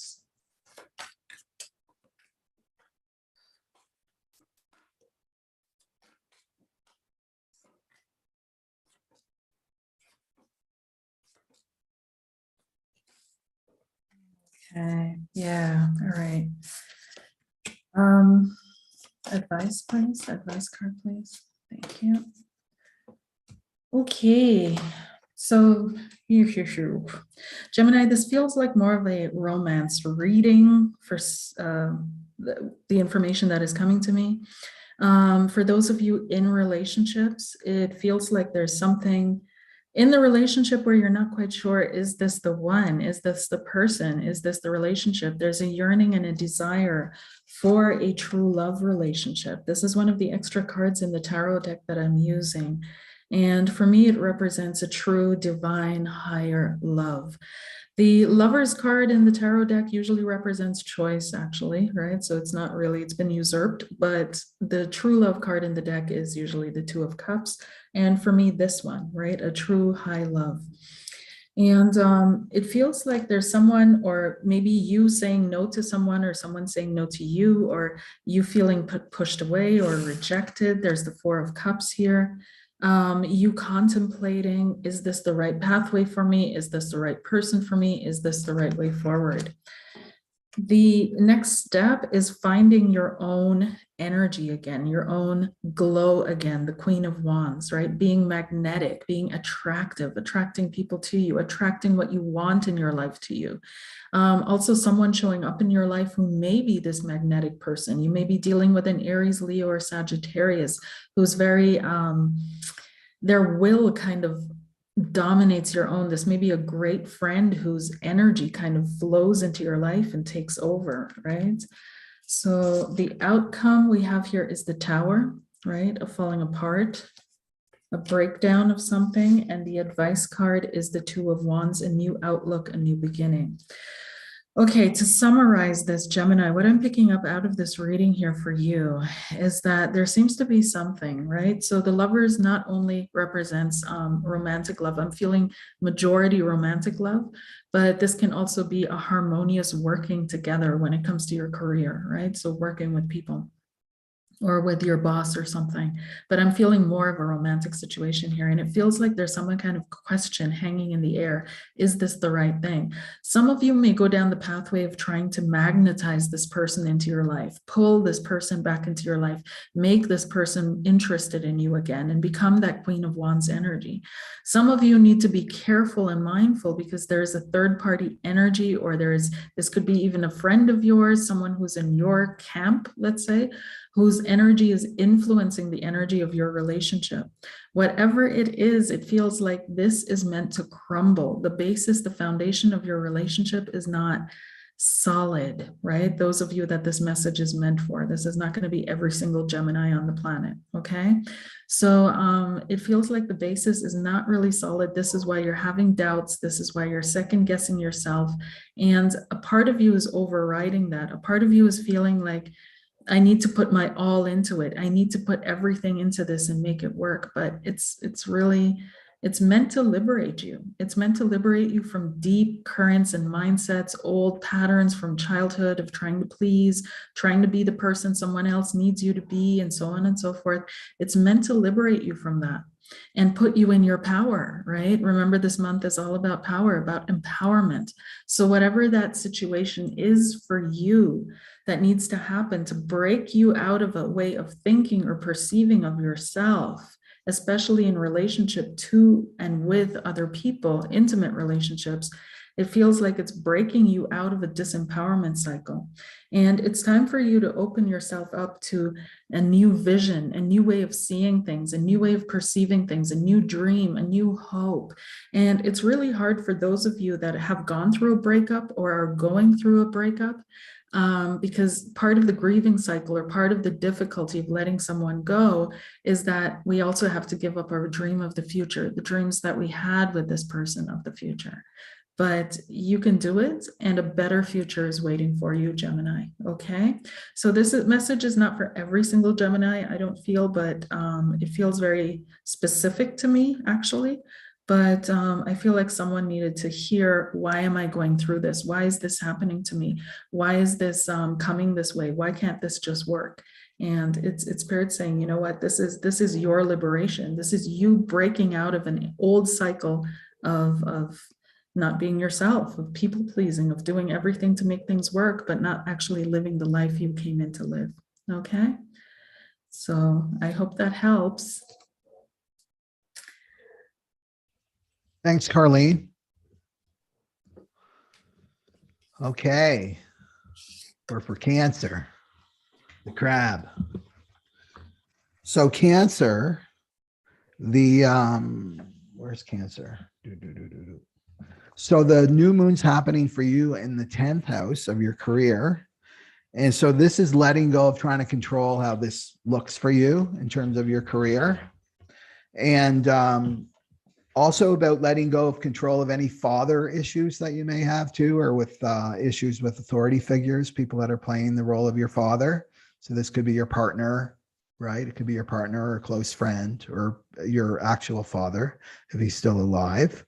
So this is this shadow makes you deny your own personal power when it comes to your career and letting others control you, right? So it's about you really claiming your power as a future leader in terms of your career. So the advice I give people with this is like, just surrender more, right? I know it sounds counterintuitive in a way. It's, well, how do I become a leader and assert myself? And then at the same time, I'm surrendering, right? It's this balance of surrender into your true power. And then you can really step forward as an authority and a step forward in your power. So the full moon's going to come around into your 4th house in Libra. And this is about creating harmony within your home life. So is how it works, right? Is as long as you're stepping into your power in your career, taking your focus off of, remember the North Node and the South Node video that I did, it's taking your focus off of your home life, or not your home life. I think it's the 5th, right? Yeah, it's the 5th house. So taking your attention off the romantic partner, moving towards your network, right? So this is kind of the same thing. It's like moving towards your career. Okay. And this will bring balance back to your home. That's how it works. Right. But if you're off balance and bringing your focus too much on your home life, then that's going to show through. There'll be disharmony. So, also Uranus is in your 11th house of friendship. So Uranus can take away, right? Take away friends that are no longer serving you, right? No longer serve your highest destiny. And Uranus could be giving them the heave ho, right? So really open up to synchronicities when it comes to meeting new friendship, getting into new networks of people, and surrendering, right? That's the big word for Cancer, is surrender for this month. Okay, back to Carlene. Okay. May I mute it? Cancer, what's your word? What's the word for Cancer, please? Enemies. Ooh, okay. Enemies. Now, enemies can be within or without, right? So let's see, Cancer. Cancer in April 2022.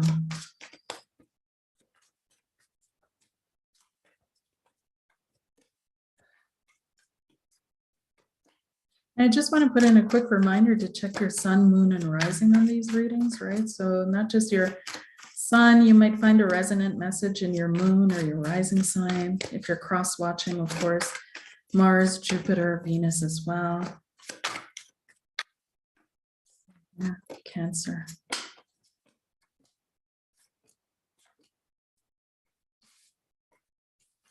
Enemies, okay. Alrighty, so the card, the month is dominated by, it feels, Six of Pentacles, right? Six of Pentacles has to do with gifts and fairness, right? And so how that ties in with enemies, I'm not quite yet feeling, but sometimes there's that saying, keep your enemies, your friends close, your enemies closer. You might be receiving gifts from people that you shouldn't really be trusting. You might be gifting people. Oh, here we go. Okay, some of you Cancer feel like I need to keep paying attention to this person. I need to keep an eye on this person. Some of you may be feeling like I need to not ingratiate yourselves, but kind of put yourself in a position where this person can't harm you, right? I don't want to give them anything to attack me with. I don't want to show them my vulnerable side. I don't want to expose myself. There's something here about keeping the balance of power, keeping things in balance, keeping the power in balance. It could also be in your relationship that there's some kind of an imbalance of power in the relationship that you wish to restore, or you're very concerned about the power balance in a relationship with someone in your home. The Six of Pentacles is usually a card of just rewards. It's a card of smaller karmic retaliations, gifts, and positive, but I'm not picking up a positive here. I'm sorry, right? There's some kind of a game that's being played, a facade that's being held, a mask that's being worn. That's what I'm intuitively picking up. Someone's being nice to you, or you're being nice to someone, but the intention, the true intention of nicety, I'm not feeling here. What this is not is the Ten of Swords. The Ten of Swords has to do with endings. It has to do with, this comes to a finality. This is a finalization of something. It feels like this situation has been ongoing, and April's not the month to end it just yet. It's causing you sleepless nights. It's causing you to think about things. Another thing about the Six of Pentacles might be some kind of a court battle. Like, I keep going back to the scales, the scales of justice here, small fines, small amounts of money that needs to be paid, or expecting money to come in for you. But it feels like this is not something that's going to go away or resolve itself in the month of April. It might take just a little bit longer, and it's causing you a little bit of grief. The outcome, Cancer, is the Five of Cups, is grief, and it feels like you're going to need help. You're going to need to find someone to help you with this situation. I know this sounds absolutely terrible, so I'm going to pull one more card for clarification on this. It could be that you need legal advice. It could be that you need legal help, some kind of a professional to come in on this. Let me see here. Yeah, right, the Emperor. But again, these two cards also have to do with father, right? The father role, the father figure. I think that's what Michael also brought up. But some kind of father energy here that is coming in, dealing with authority figures, dealing with authorities, dealing with agencies. So you may be dealing with an Aries, Leo, Sagittarius, I'm seeing here. You may also be dealing with Taurus, Virgo, Capricorn, okay? And it may be that you're dealing with these kind of energies within yourself. So having to do with endurance, discipline, hanging in there, standing your ground, going for the long haul, digging your heels in, and try to find things that help you relieve stress, Cancer, because the more you come under stress in whatever situation this is for you, how it's playing out, the less you're able to think clearly, the more you attack your own health. You know what stress does to your body. So I'm really feeling strongly that Cancer is under stress. You have to find ways through meditation, sport, some kind of a work-life, stress-life balance in order to really tackle this situation. And you have to be disciplined about it. Another thing that's intuitively coming up for me, Cancer, is some of you may be dealing with someone who has a health issue, right? And this may be affecting you financially in some way, shape, or form as well, okay? So I'll leave it at that. It's only April. I think feel things going up for you afterward intuitively. So don't be alarmed at this message. And for some of you, it's a little bit deeper, and for others of you, it's not going to be that deep. So don't be too alarmed by this message, okay? But it feels like a little bit of a tough month for most of you guys, okay? Hang in there. You'll get through. It'll be over soon.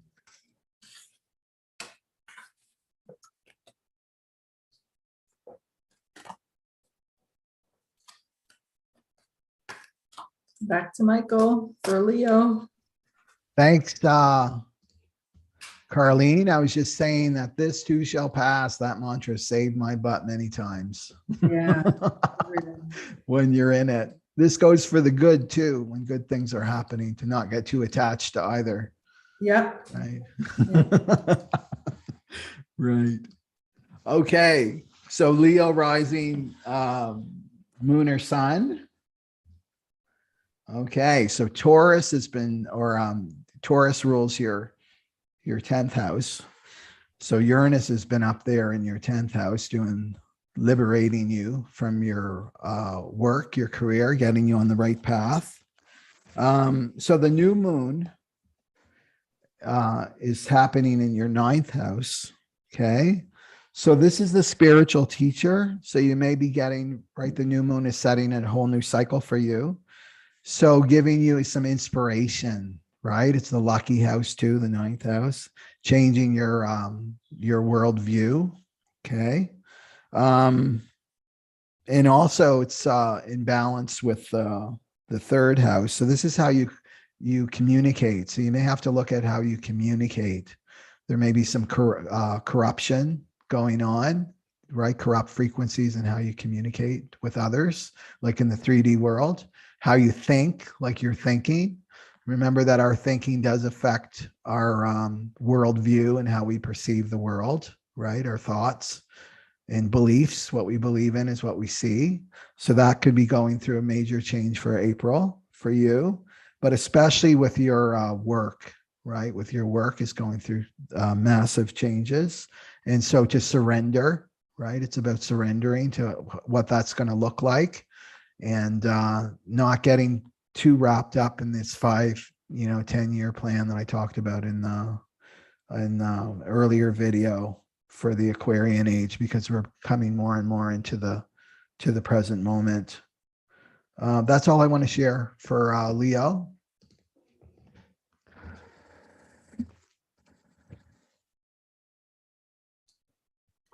All righty, Leo, what's your word of the month? Leo.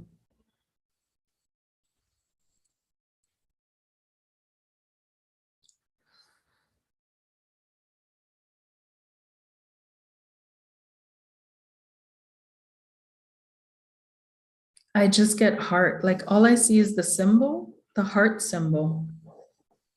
And it feels open and it feels free. So let's see. Let's see. Open-hearted Leo.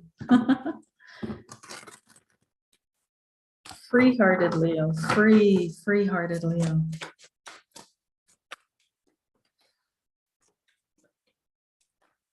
Free-hearted Leo, releasing attachments of the past. Okay, yeah, there we go. There we go. One fell out. You guys can see that. Leo. It's two. And one more. So, okay. And an advice card, please. There we go. Okay, Leo, this feels really, it feels like a really expansive month for you. It feels like a month where the shackles that are around your heart, like I feel literally this heart that is bound in shackles, bound in chains, and somehow the chains are being broken, the shackles are being broken, and there's this freedom that is flowing in again, right? And it feels here that there's something being yearned. This is one of the extra cards in the deck that I'm using. And it has to do with loss. It has to do with grief, right? It has to do with an old memory, going into the memories of growing up, childhood, right? Specifically with a mother, right? So this feeling of grieving a loss of mother, a loss of being mothered, a loss of being nurtured. There was something in your consciousness that you kept carrying around this, Leo. And it feels like on the flip side, you may have turned it into something devastating in your life, right? But on the flip side of that coin of devastation, this is also your biggest epiphany. This is your biggest download. This is the biggest understanding for you about your place in the universe, the tower. Remember that the tower, this lightning bolt, is God infusing energy into a situation that you have built up. So in the tower card, we build this tower, we build this way of thinking, we build this perception, this belief, and this consciousness. And then God comes in and says, no, we're going to start all over. We're going to break this all down. We're going to tear it down and build something new. So there's a reluctance to start fresh, maybe, or a denial, right? Or has been up until now. But now the core issue, the core belief all the way down in your consciousness is being addressed. It's being broken down so that you can release whatever is causing you feelings of not belonging. Oh, okay. What am I picking up here? The Four of Cups is coming up. There's this apathy, this resistance to life and what life has to offer you. There's this feeling of, I've got to be discerning. I've got to be saying no. I've got to be mindful, right? But it's a little bit of a pout as well, right? That whatever life has offered you so far isn't good enough. And this is my card for ungratefulness. I'm sorry, Leo, right? So there's a little bit of self-pity. There's a little bit of ingratitude for what life has gifted you with, has offered you, has given you freely. And you're coming into awareness of that. You're coming into recognition of that. And this recognition is what sets you free, is what breaks through the chains that were holding your heart hostage, almost making you feel like I don't belong here. Nobody's helping me. This is not working for me. This is the wrong place for me. And this is opening you up to a new vision of the world. Against the Two of Wands, having a new vision, having a bright outlook, having new plans, moving yourself into a different space. The advice card is the King of Swords. Right? And the King of Swords is Gemini, Libra, Aquarius. So you may be dealing with these energies or have dealt with these energies. You're also being asked to bring out your analytical and discerning mind. The King of Swords is very just, is very equal, is very in his own way, loving in his own way. He doesn't show it as much as the King of Pentacles or the King of Wands, but he does it by being fair, by being absolutely fair and absolutely just. And I feel what this is saying for this month of April for you is that there's a breakthrough somehow with your heart, Leo. And this is opening up your mind, like literally it's opening up your mind to see clearer, to see more, to be more discerning, to be more, perceptive, to be more perceptive as well. You see deeper, you see further, you understand more. Your mind is cleared from the fog. It's like the storm comes in with the tower and it clears all the garbage away that you were believing about yourself on a deep, deep level, right? So it feels like it's something is happening that is it's almost like a gift, that something is being removed from your life. I can't say exactly, obviously, what that is, but something is being removed from your life. It feels terrible, but in the end, it's going to open up the door to a deeper understanding, a wider perspective of yourself, your role in the world, and life itself, okay? Please focus on the positive. Please focus on the good. Please focus on what life has gifted you with. And don't think that you're separate from everybody else, okay? That's it for Leo this month. Back to Michael. Thank you, Carlene. So this is an experiment, everybody. So you're watching it live right here. Carlene, I feel like we got to switch something up. Okay. So here's what I feel like. You have to take the lead now with the tarot reading. Okay. And then, because I've noticed with the Leo, it's like, oh, this is where I can put this in. Okay. Because I feel like it's not working, like something's not working. Okay. Let me just take your time. Everybody, this is what live means.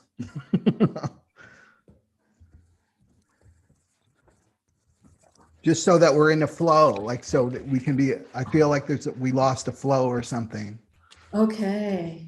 And I feel like when you were doing that reading, it was like, oh, there's the flow. There's the flow. Okay. So you want me to move on from Leo to Virgo now, right? To Virgo. Yeah. Okay. Are you cool? Yeah. Let's go. Let's try. Let's experiment. Because I was getting into like those thoughts of like, I can't wait till this is over. It's like, no. Okay. Something's got to change. Something's got to change, right? All righty. Okay, let's go. Thank you, Carlene. Virgo. Thank you. Let's dive in and see what's coming up for you guys and where we're headed. Virgo in April. What's your word, please? What's the word for Virgo for April? What's the energy for Virgo, please? April 2022 in Virgo.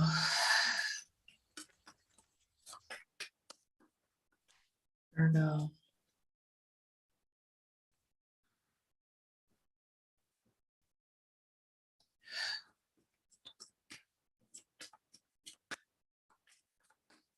It's also the energy of the month, right? We all can't wait until it's over. It's like it starts off and then we get into it and we're like, oh my God, like what the, it started off so well. What happened? Virgo. That's what I'm feeling with Virgo, like just this feeling of rut, stuck in a rut. Okay, Virgo, what's coming up for you? The card that's coming up for you is stuck in a rut. I can't even make this.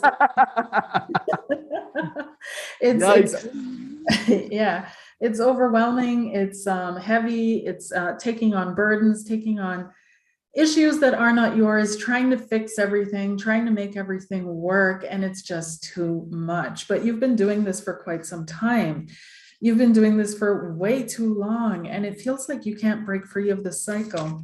What are you denying? Competition. You're denying also your own life, right? Your own life force energy, your own willpower. You're letting other people override you with your willpower, Virgo. And this is what's making it feel so burdened and heavy and overwhelming. So when other people override you with their willpower and you can't exert your own will, you can't address what it is that you truly desire, things become really heavy, right? Because all of a sudden you're in service to others. Now, this is part of the shadow of the Virgo, right? Is not on the plus side, the Virgo is the servant, right? On the negative side, the Virgo is the slave. Like a lot of astrologers will say that Virgos, if you can see it in the chart, that they had a past life as a slave. So we're seeing here this balance, right? And again, it has to do with power. Are you willing, Virgo, to take the power so you're not enslaved to other people's will? So you're not a slave to other people's ideas or concepts or desires, right? The next step for you is this Lover's card, right? So this also is playing out in your relationships. In your relationships, I feel that you're the one who's giving, who's surrendering, who's compromising, who's the one who's always stepping up, showing up, taking on the burden, also the emotional burden of your relationship. And it's time to stop that. It's time to end this. The outcome for you is the Empress, finding your own power. What are we talking about this whole time, right? So finding your own power, coming into your power, being creative with that power, being creative about how you go about things, right? Letting go the expectations of others, right? The willpower of others, and just doing what comes naturally to you, doing what you feel is right for you, and standing your own ground. And this will, of course, initially involve compromise, Two of Pentacles.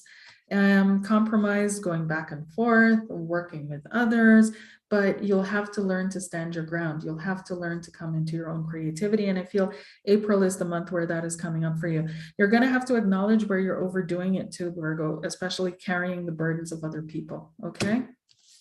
That's it. Oh, that's great. That's awesome. Okay. So you were totally tuned into the chart. No surprise. Okay. So Virgo, right? So Virgo, this whole new moon, full moon is happening in the 2nd and the 8th house axis, right? So that's about me and others. And the willpower, the 21 is in the 8th house. So that's willpower. Someone else imposing their will on you, Virgo, okay, from the outside. And it has to do with the coin. It has to do with the money, right? Because it's in your 2nd house. And so there can be corruption in the 2nd house, in your house of money.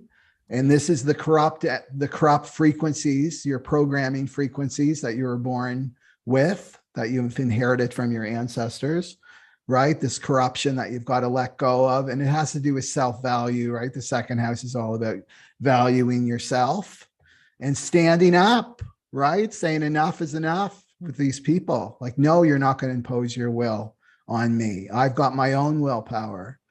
So there's this balance that's going to be taking place for you this month on this cusp. And it is about power, right? The 8th house is all about power, right? And so this really indicates that this is trauma, right? This is a trauma in the 8th house about this will being imposed on you, Virgo. And Virgos are so hard on themselves. Like, out of all of the signs in the zodiac, they're the most hard on themselves, the most critical of themselves and others, so that they have to really bring a sense of self-love and self-value and know their self-value, like really, really know that self-value. And this brings harmony to themselves and then to that 8th house, to the people that they're working with and sharing resources with and stuff. And this in turn will affect your worldview.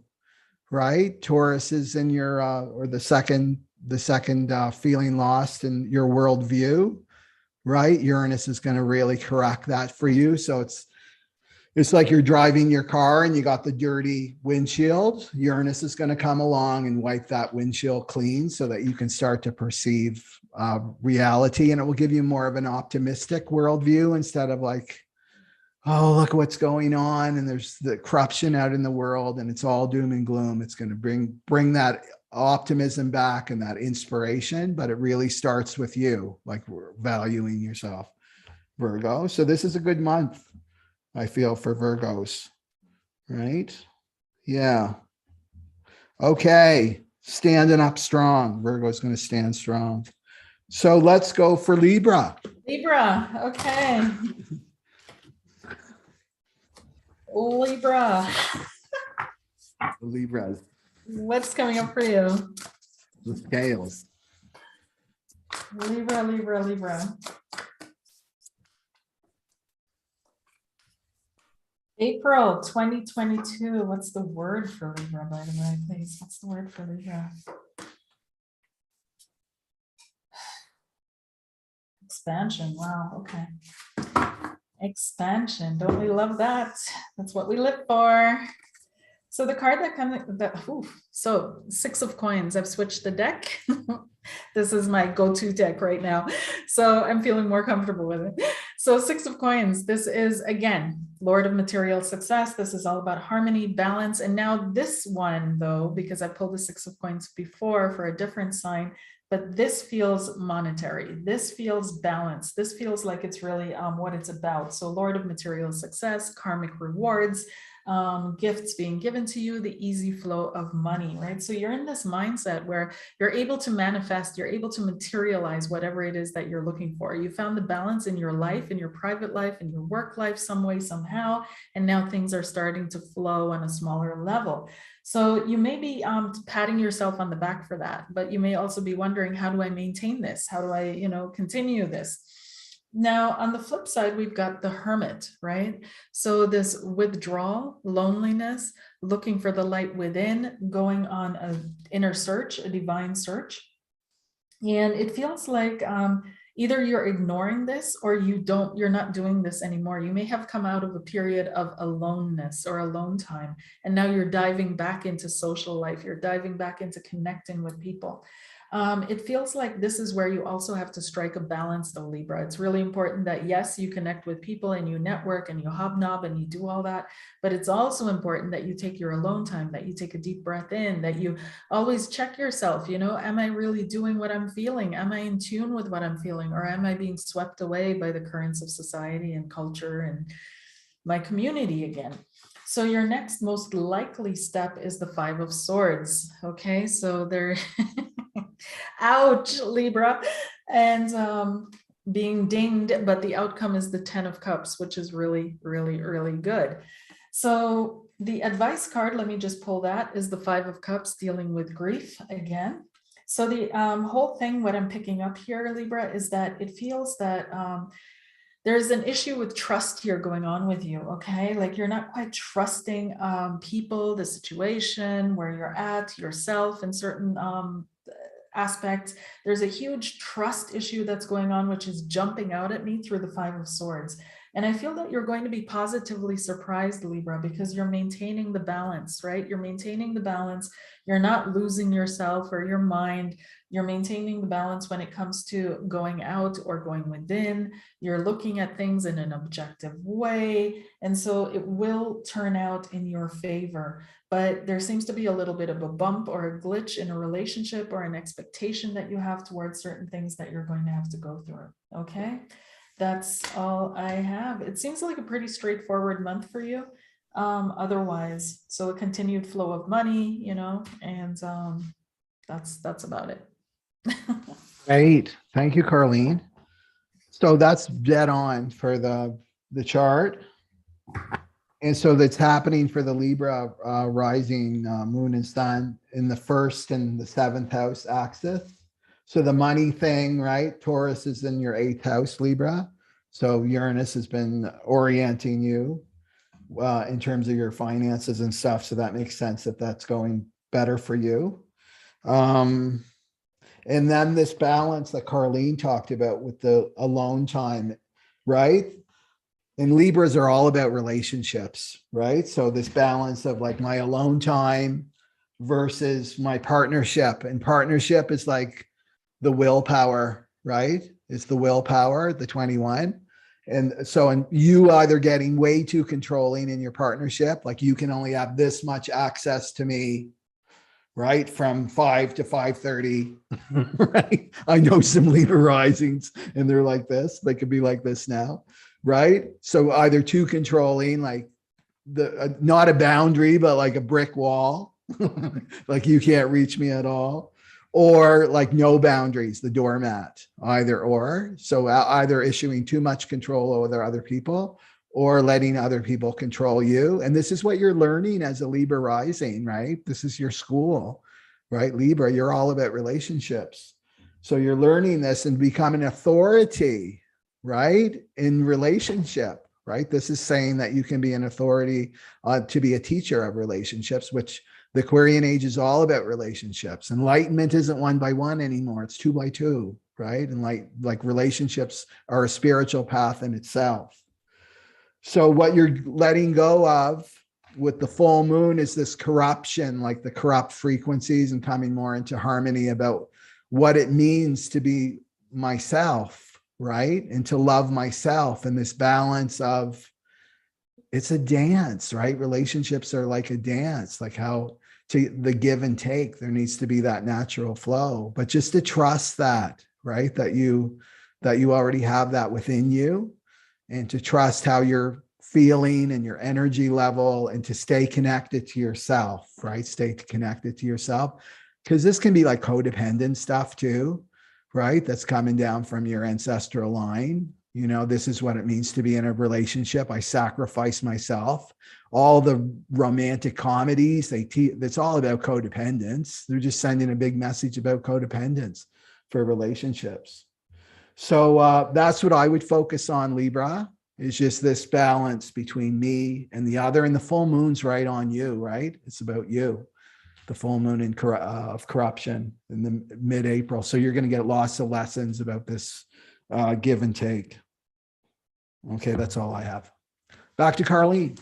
Right, moving on to Scorpio. Scorpio, what's coming up for you in this month ahead of April 2022? Let's see, April. Scorpio. Scorpio in April. What's the word, please, for Scorpio? What's the word?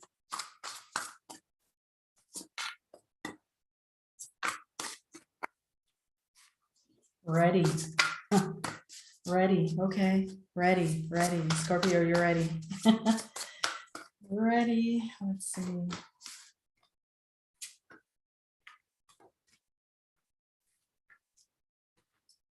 Okay. So this is what it's about, what it's not, your next step, and the outcome.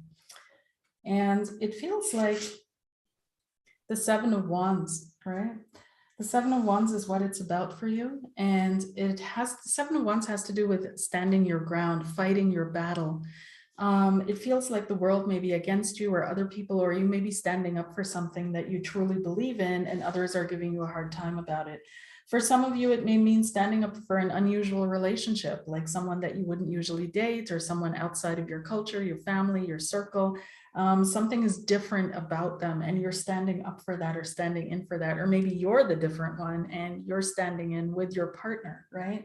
So, but it really feels like there's a little bit of confrontation this month. There's a little bit of you having to assert yourself, show yourself, put your foot down. But I feel like I'm ready. I was born ready. Like this is the attitude that you're going into it with. What this is not about is the Seven of Pentacles. Lots of sevens here. Seven is a very spiritual number. So this is definitely a spiritual deep dive for you, where you have to dig in to find the energy, to find the why, to find the power to power through. But you know how to do this. Now, the Seven of Pentacles has to do with reflection, right? So you're not doing a lot of conscious mind reflection this month, right?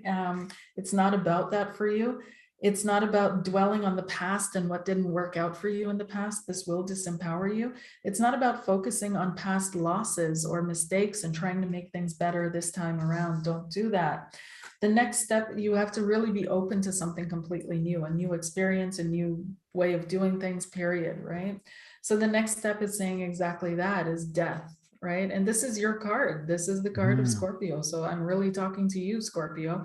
But it's time for a change. It's time to do things differently. It's time, once again, not to be that person who is like, I got this, I was born ready, being defensive, aggressive slightly. Not that, you know, like it's time to tone things down just a little bit. The outcome is the Page of Discs, or the Page of Pentacles, a new beginning. Now, this is also my pregnancy card. So some of you may be trying to get pregnant, or, you know, this might be the month where you have to be careful if you don't want to get pregnant. Some of you may be starting a new project, a new endeavor, a new business. Like you may be planting the seed for that. You may be getting seed money for your business as well. So there's some kind of new beginning and fresh start, new life here that is coming out of you being willing to lay down the swords, being willing to say, okay, I'm not going to fight anymore the way I've been fighting. I will stand in for what I believe in, but I'm not going to be the one who's going to chop all their heads off, right? The outcome is Judgment, is a renewal, right? A renewal of you, like a renewal of your mojo, your soul coming to the fore, realizing that no matter how hard life gets or how dark it gets out there, it's still livable. It's still worth living. There's still some joy to be had, some fun to be had, some good things to be had, but also following your soul calling, Scorpio. It feels like this is a month where you're finally going to step into taking steps, small steps, but still steps towards your actual soul calling, why you're actually here on this planet, why you incarnated, which doesn't necessarily have anything to do with your career. Okay. So that's all I got. Have a happy April and you'll get through. Great. Thanks, Carlene. I don't have much to add to that. Other than the 50th full moon is in your 12th house, Scorpio. So that means an ending, right? An ending of this corruption, the cycle of corruption for you. And it does have to do with your relationships because Taurus is on the other side. And when you have Uranus, you've got like freak kind of a person. I have Uranus in my first house, so I speak from experience, right? Anything Uranus is all the unusual people. So fighting for that, and Taurus has been in there for a while. So, and you're meant for these times. If any sign's meant for these times, it's Scorpio. It's the shadow, right? Scorpio deals with shadow. You don't have chit chat with Scorpios, right? It's like you go right to the bottom, right, with them in terms of shadow and stuff. And what was the other thing? That's it. Let's move on. Because okay. Carlene has to go. So we're going to kind of motor through the last signs, but we'll do our best. Sagittarius. Yeah. What's coming up for you, Sagittarius? Ooh. Survival consciousness. What's going on with you, Sag? What's going on? Survival and consciousness, or survival consciousness. What is this? Okay. This is what it is. This is what it's not. Your likely next step, the outcome, and the advice. Alrighty, so we've got the Eight of Cups, walking away from something, Sagittarius, going on the hunt for your ninth cup. Now, this is one of my favorite cards. You know why? The Eight of Cups is finally you choosing you. You've gone through it all. You've experienced it all. You've tried it all. You've tried this. You've tried that. You've run here. You've run there. You've done this seminar, done this webinar, right? We've been there. And you're finally figuring out, you know what? I got to choose me. Whatever I'm looking for, it's not outside of me. It's here. It's inside of me. It's in me. It's in me. It's in me. And I'm going to dig it up now. So it feels like Three of Pentacles is what it's not.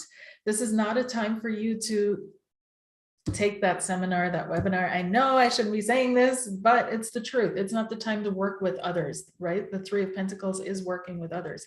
This is a time for you to go inside, to go within, okay? The most likely next step for you is the star, right? You've got to find your inner star. You've got to find what makes you shine, your why, right? Because otherwise this is how you move out of survival consciousness, Sagittarius. So those of you that find yourself trapped in this mindset or this mentality of what the hell am I doing here? What is this? What's going on?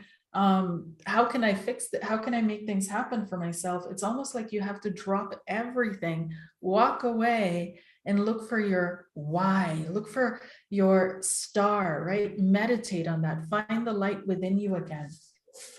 And that will lead you true. And yes, it will bring you to the Death card, which is transformation and endings, right? So an ending to what was before. Now, a lot of times we're stuck, right? So there's a kind of a stuck energy that goes in with this reading. And we're stuck a lot of times because we know things have run their course. We know things have come to an end and we're not willing yet. We're not ready yet for that end, or we think we're not. Spirit knows, spirit flows. What the best timing for us is when it happens, right? But it feels like there's something you're hanging on to here, Sag, that you're not ready yet to let go of. You're not ready yet to let go out of your clutches. And I want to say that when it comes to relationships, and this is going to be really blunt, But even if the sex is good, if it's not working on any other level, you have to take a step back. Like you have to take a step back and look, is this all I'm going to get for the rest of my life, right? Because the Five of Wands has to do with a lot of heat, a lot of chemistry, a lot of passion, a lot of boom, but it doesn't last long, right? There's also a lot of battle of the wills. There's a lot of fighting. There's a lot of independent streaks, right? In both of you, I'm doing a relationship reading here. So your hope is like, you know, I'm looking for something that's going to light up my life, the star, right? I'm looking for what I'm doing here. I'm looking for on this earth, on this planet. I'm looking for what's going to lead me forward. But to find that, you literally have to walk away from everything and rely, self-reliance, right? Self-reliance, not survival consciousness, self-reliance. We have to shift that awareness that's happening with you, okay? Okay, I hope that helps. And that goes for almost anything. So even if you're like you're watching this because you want to hear about your career, well, it might be that position where, oh my God, I'm going to have this opportunity and this is going to happen to me and this is the potential I could do and so on and so forth. And it seems like a sexy job, but it might be something that you need to take a step back from and really have a look at. Is this fulfilling my purpose? Is this making me feel like I'm on my dharma, or I'm doing my dharma? I'm living my dharma, right? Okay. Thank you, Carlene. And that makes sense because the second house, or Uranus, is in your place of work in your sixth house. So you're being liberated from that, like to go to your true dharma, what Carlene was talking about. And also it's about letting go of giving some friends the heave-ho, Sagittarius, some friends that are corrupt, right? Corruption means not that they're bad people, but their frequency is no longer aligned with you. So that you can come more into harmony, right? And so you may be too overly focused on your friends and fixing, and you know, those foul weather friends, they only call you when they got troubles, right? And Sagittarius are so wise. And going to the fifth house, which is creativity, and you may have wounding there, right? In terms of your creativity and your fun and sense of play. And Sagittarians love fun and they love play and they're so adventurous anyway. And so that, you know, there could be some wounding there too about willpower, like you shouldn't be, you know, play. What's the purpose of play, right? The purpose of play is just to play. We're here to play, right? And Sagittarius is here to teach us that, to have fun, right? Life is fun. So I see a good month for Sagittarians, like get rid of them, go through your friends. Yeah, I did that one time. It's like, who's on my caseload? Them. And then you let them all go. Okay. Okay. Capricorn. Oh, Capricorn. I want to cry when I think of Capricorns. Oh, Carlene, I can't hear you. Sorry, I forgot I had it on mute. I was just going to say that, like, this feels like an intense month for Capricorn. I know. They've been through so much. It feels like an intense month. Cappies.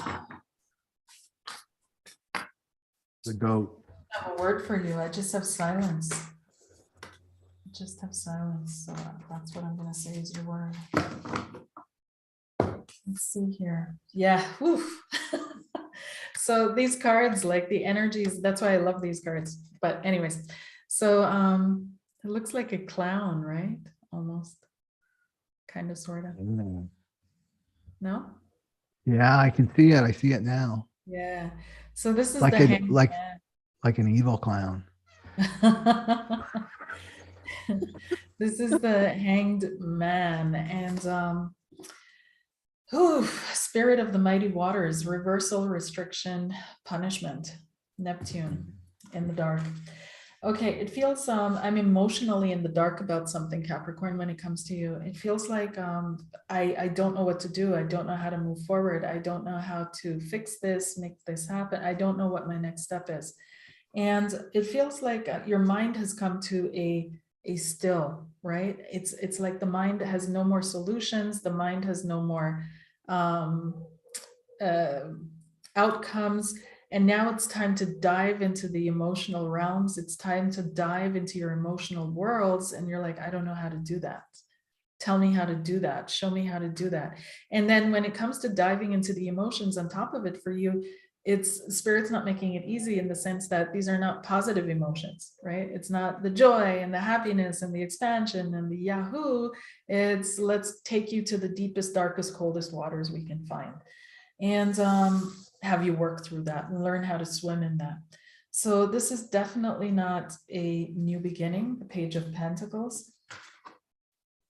This is something that has been going on for a longer time, as Michael just said. This has to do with facing your fears, the Moon card, but also your illusions and your projections. And the outcome is the Five of Swords, right? The advice card is the Eight of Wands. So it feels like you still need to leave the lines of communication open, even if all you want to do is close them. Even if all you want to do is not feel, not talk, not connect, not communicate, not share, not respond if someone reaches out to you. Spirit is saying, keep your lines of communication open. Respond, share, communicate, express. You tend to just want to go in on yourself, right? You tend to want to close in on yourself, not express what you're feeling, not go into that state at all, but you have to, in order to clear the energy, you have to express it. You have to bring it out. You also have to let people know what you're feeling. You have to let them know what you're thinking. You have to let them know how it affects you and that you're being affected, because otherwise people think that you don't care, right? That you're just cold, you're unaffected. And so this hinders your ability to communicate with them, but they also place unfair accusations on you or unfair projections onto you, because you're closing off, you're becoming like a wall that they can just project onto. So this is why you have to keep the lines of communication open. You have to communicate them, you have to face your fears, and you have to show your vulnerabilities and that you're being affected. You have to learn to share your feelings and your emotions, Capricorn. Okay. And so I feel like there's this feeling as well this month that no matter what I do, I can't get ahead. I can't get ahead. I can't get ahead. It's never right. It's never right. But that's because you're still trying to calculate what's the best way to get ahead instead of simply articulating, this is what's going on with me. This is what's happening. This is the truth. Okay, so that's the advice for this month. I hope it helps you. Back to Michael. Okay. So yeah, that's dead on too. So you've got, and Capricorn is not good with expressing and being vulnerable, right? So it's really pointing to somebody in your 10th house. So that would be somebody that has authority over you. Okay. So that could be a parent or something to express your vulnerability, which is really, really powerful for you. So what you're doing is, because Aries rules your 4th house, right? Which is your emotions. And Carlene picked the Moon card. Well, that's the 4th house. And so your will trying to control, right? The shadow is trying to control your emotions and control others, because we can do that too. If somebody's like crying, like, what are you crying about, right? And what you're doing is you're trying to control your own emotional state by controlling that other person if they're expressing, because this is how it works, right? We live in an emotional mirror. So if somebody's coming to you that's vulnerable and you've got a lot of judgment, right? Capricorns have a lot of judgment anyway, of this person's this and this is that. It's like, it's about you, and that's how you judge yourself, right? This is the mothering, right? Cancer, your opposite sign. It's about mothering yourself, nurturing yourself, and expressing, and start with yourself, right? Like, be honest. I call my journal the truth book. And it's like, I'm just going to speak the truth. And sometimes you got to write, like, I got nothing to write. This is stupid. What's this all about? And then the truth, you get to the truth. And then something like that little voice will come up, right? That little voice that's emotionally honest. And then it comes out, and then the floodgates open, right? And that's the tears. And Capricorn, you got a lot of tears to shed. Me and Carlene can't shed them for you. You got to do it for yourself. Okay. So this is a heavy month, right? And you're in the limitation, the shadow of limitation. Pluto's been in your first house for a long, long time. So express, that's the word, is express, express. Okay, back to Carlene with Aquarius. Yes. Let's see what comes up for Aquarius here. What's the Aquarian energy, please?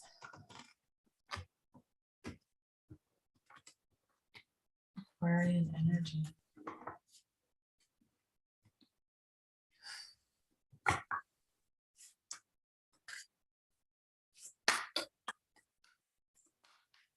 This feels like another difficult one, a difficult month. This feels like another stifled. I feel stifled. Stifled. I want to be free, but I'm stifled, and I'm being controlled. I'm being controlled. Okay.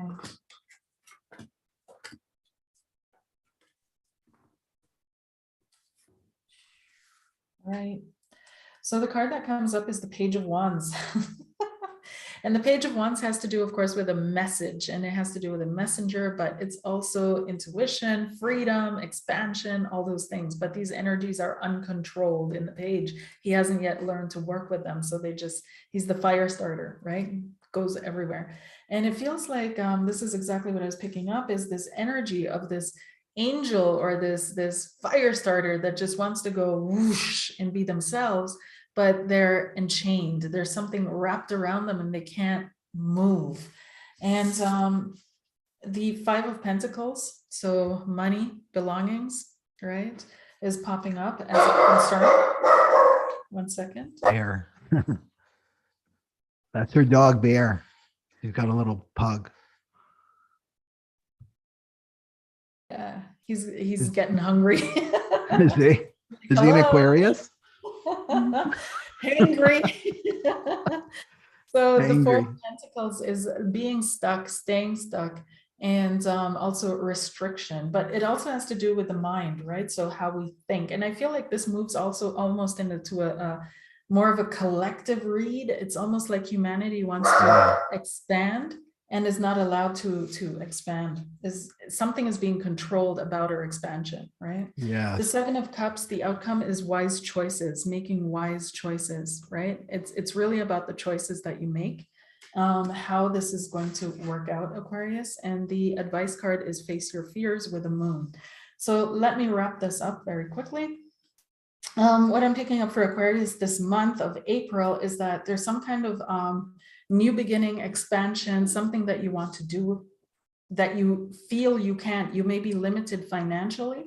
You may be limited, like you feel like I don't have the material support or resources. You may be limited in self-confidence, feeling like I need to work on my self-esteem to be able to step up like that. But there's some kind of a restriction that is coming in. This may also be placed by other people, right? So people telling you in some way, shape, or form that you're not good enough, or that you don't have what it takes yet, right? And so it's keeping you restricted, it's keeping you limited, and it's making you feel small, and you have to break free of that. And the breaking free has to do, for you in this case, with the right decisions, making the right choices. And there are going to be a lot of choices given to you this month where you feel, okay, I can choose this person, I can choose this pathway, I can choose working for money, or whatever it is for you. But you have to make sure that you're making the right choice for your soul. And oftentimes that has to do with rejecting all the choices that have been offered to you and waiting, right? Not taking any action whatsoever, but waiting for the right pathway for you to open up. And the waiting part is exactly why you have to encounter your fear, right? Because your fear is that the right pathway is never going to open up. The solution is never going to come to me. I'm going to be stuck here forever. And that's not going to be the case. But you have to go through this period of refinement, let's call it that, right? to get to the other side. But then you will be able to fly. And that's what I got for you. Okay. Great. Thanks, Carlene. That's so true about that being more of a collective. That's what I was getting too for Aquarius. Well, because we're entering the Aquarian age, right? The age of Aquarius. That this is like about our thinking, right? Which is the outside will, the outside of authorities, whatever, right? Are imposing how we think through mass formation psychosis that I talked about before. in the way that we think, right? So imposing their will on this is the world, right? Because it has to do with Aquarius, the worldview, your worldview. This is how you think, right? With the blinders on, this is the truth, the only truth. Anything that goes away from this narrative is misinformation, right? It's like, this is the way that you think. So this imposition of will, but it's folly. You know what I mean? It's all an illusion. It's all an illusion. It's like you're choosing. It could be, the person could be the greatest salesman in the world selling you a vacuum, right? And it does this and this and this, but you got to buy it. You're the one that has to choose to buy it. So Aquarius, it's like, what are you choosing? Like, what's going in your head, right? Like really look and discern what's going in your head, because it's affecting how you look at the world and how you perceive the world.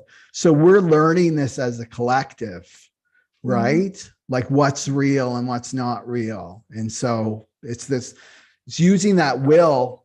Over identification with the mind, right? And having fear and being afraid of letting the mind go, you know? And you're like, okay, you keep saying, everybody keeps saying, we're not the mind, we're not the mind. But if I'm not the mind, what am I? Who am I? Where do I go? What happens next? And then you drop out of the mind for a brief second and you're like, and then you jump back into the mind again. Comfortable, and you can control it, right? The other is controllable. And the mind is the past. It's the known. It's the known. And the future is like projecting the past onto the future. And we're evolving from that mental awareness system into the solar plexus aware. And it's scary. I totally get that. It's scary. Like, what am I if I'm not the mind? And the mind is completely, at least in our moment of evolution here, completely based on fear. Like the mind is running to protect you from whatever it is that it fears. Exactly. Protect itself, actually. And well, it's like a computer. It's either seeking pleasure or avoiding pain. That's what the mind does, right? Yeah. And we're letting that go. And this is the information age, Aquarius. It's like we're being flooded by information. The mind can't handle this. I know so many people and friends that are dealing with a parent dying from dementia. That's a disease of the mind. There's so many. Why is mental health such a topic right now? Right? Yes, exactly. And it causes a lot of suffering in the mind. And the mind is like, it's a tool. It's like, it's your servant. It's right. The mind is your servant. You don't serve the mind, right? And this is how we're being manipulated. Mind manipulated. So, just what we said, Aquarius. And everybody too, listen to that message, no matter what your sign is. It applies to all of us. So Pisces, the last on the list. Okay, we got through all 12 signs. Oh my gosh. Well, not yet. We got to do Pisces. Almost done. Pisces, okay. Sensitive Pisces. Coming up for Pisces in April. What's the message, please, for Pisces in April?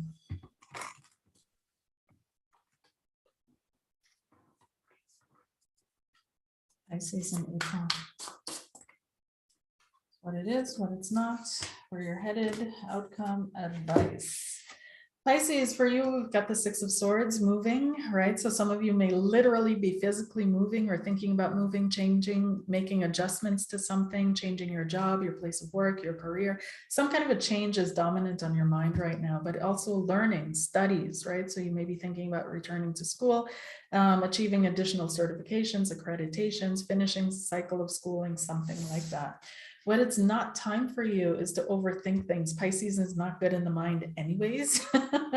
It's like, no. So the Nine of Swords is definitely overthinking, anxiety, worries, panic attacks, things of that nature. So you may be ignoring them or you may be succumbing to them. And it's time for you to really address that, right? Then the next step is the Knight of Cups. And this has to do with the energy of love. It has to do with the energy of love expansion, love loving itself, right? Finding that love, looking for love, being in a romantic mood, being open for love, looking for a relationship. The outcome card is the Emperor. You may be dealing with Aries, Leo, Sagittarius with this, predominantly Aries with this card, but it's still a fire type energy. And the Emperor card also has to do with agencies, has to do with institutions, has to do with structures, firm structures in your life. So what I'm seeing here is probably, you know, the opportunities coming up for you maybe this month. Okay, don't you know, for a long-term relationship. If you're already in a relationship, this may be the month where things kind of, where you start thinking about, is this going to solidify? Is this going to be a long-term thing? Is this something that I can make work? The desire is there for it. And it seems that who you're with is going to reciprocate. But it also feels like there may be, for those of you that are single, this is a month where you're out and about kind of, or you're open to approaches. You're open to being spoken to. You're open to being connected with. You're trying to ignore though your insecurities and your worries, and you're kind of pushing those away. And the advice card for you is the Seven of Cups. Choose wisely. This totally fits. And it feels that yeah, it's choose wisely, right? Make sure that whatever you're choosing this relationship for, that you're getting into, that it's not fear-based, right? That it's based on, this really is a match for my life. This is really something that I can see myself adapting to, adjusting to as we move forward. Because relationships are all about, you know, they change your life, right? They change your life trajectory. Who you align yourself with is how your life unfolds. And this is why it's super important, not just because of the exchange of energies and so on and so forth, but because it really, it can open doors for you or close doors for you. So be very mindful and careful who you get involved with. Okay. I also feel the return of someone, by the way. It feels reconciliatory. It feels like someone is trying to make their way back into your life. I'm getting that in strongly, but you're ready to move on from that person. Okay. That's what I'm picking up. All right. Back to you, Michael. Great. Yeah. So you've got corruption in the 8th house, Pisces. So you got to really watch that, like choose wisely, like Harleen said, because there's such a thing as sexual karma. We take on the karma of others, right? Sex is just not this physical act, right? So you have to be wary of that. And this is coming from trauma, can be trauma-based too, like some kind of, trauma from the past. And so you've got to watch if this person is imposing their will on, you know, your self-value, your sense of self and your self-esteem. Am I feeling insecure with this person? Like I've got to prove myself with them. It's like, kiss them goodbye, right? That's a sign that they're in this old shadow of corruption for you, so that you can really, you want to feel in harmony with yourself, in harmony with that other person when you come in relationship, if that's the case for you in this this month. And also with the Uranus has been working on your 3rd house, right, for a while. So liberating you from your mind, and Pisces gets lost in the mind, can get totally lost in the fun house mirrors, looking over here, looking over there, and completely lose your focus. So that's not a good place for you to be, Pisces, is in the mind. But just to trust, like watch the mind and its antics and stuff. It's entertaining, the mind, but don't listen to it as your authority, right?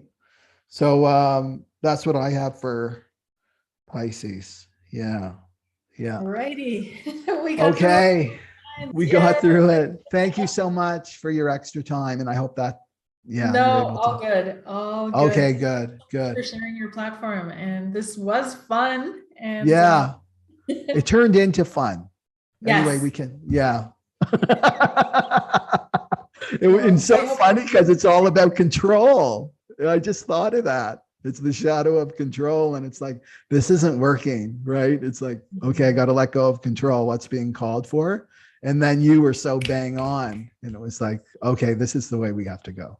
Yeah, but it's also, you know, I feel like we're coming together and working like this for a reason now. It's like spirit is all these connections, you know, for people, because things so similarly as well, right? So it's well, and I have, in all honesty, it's hard for me to share a stage.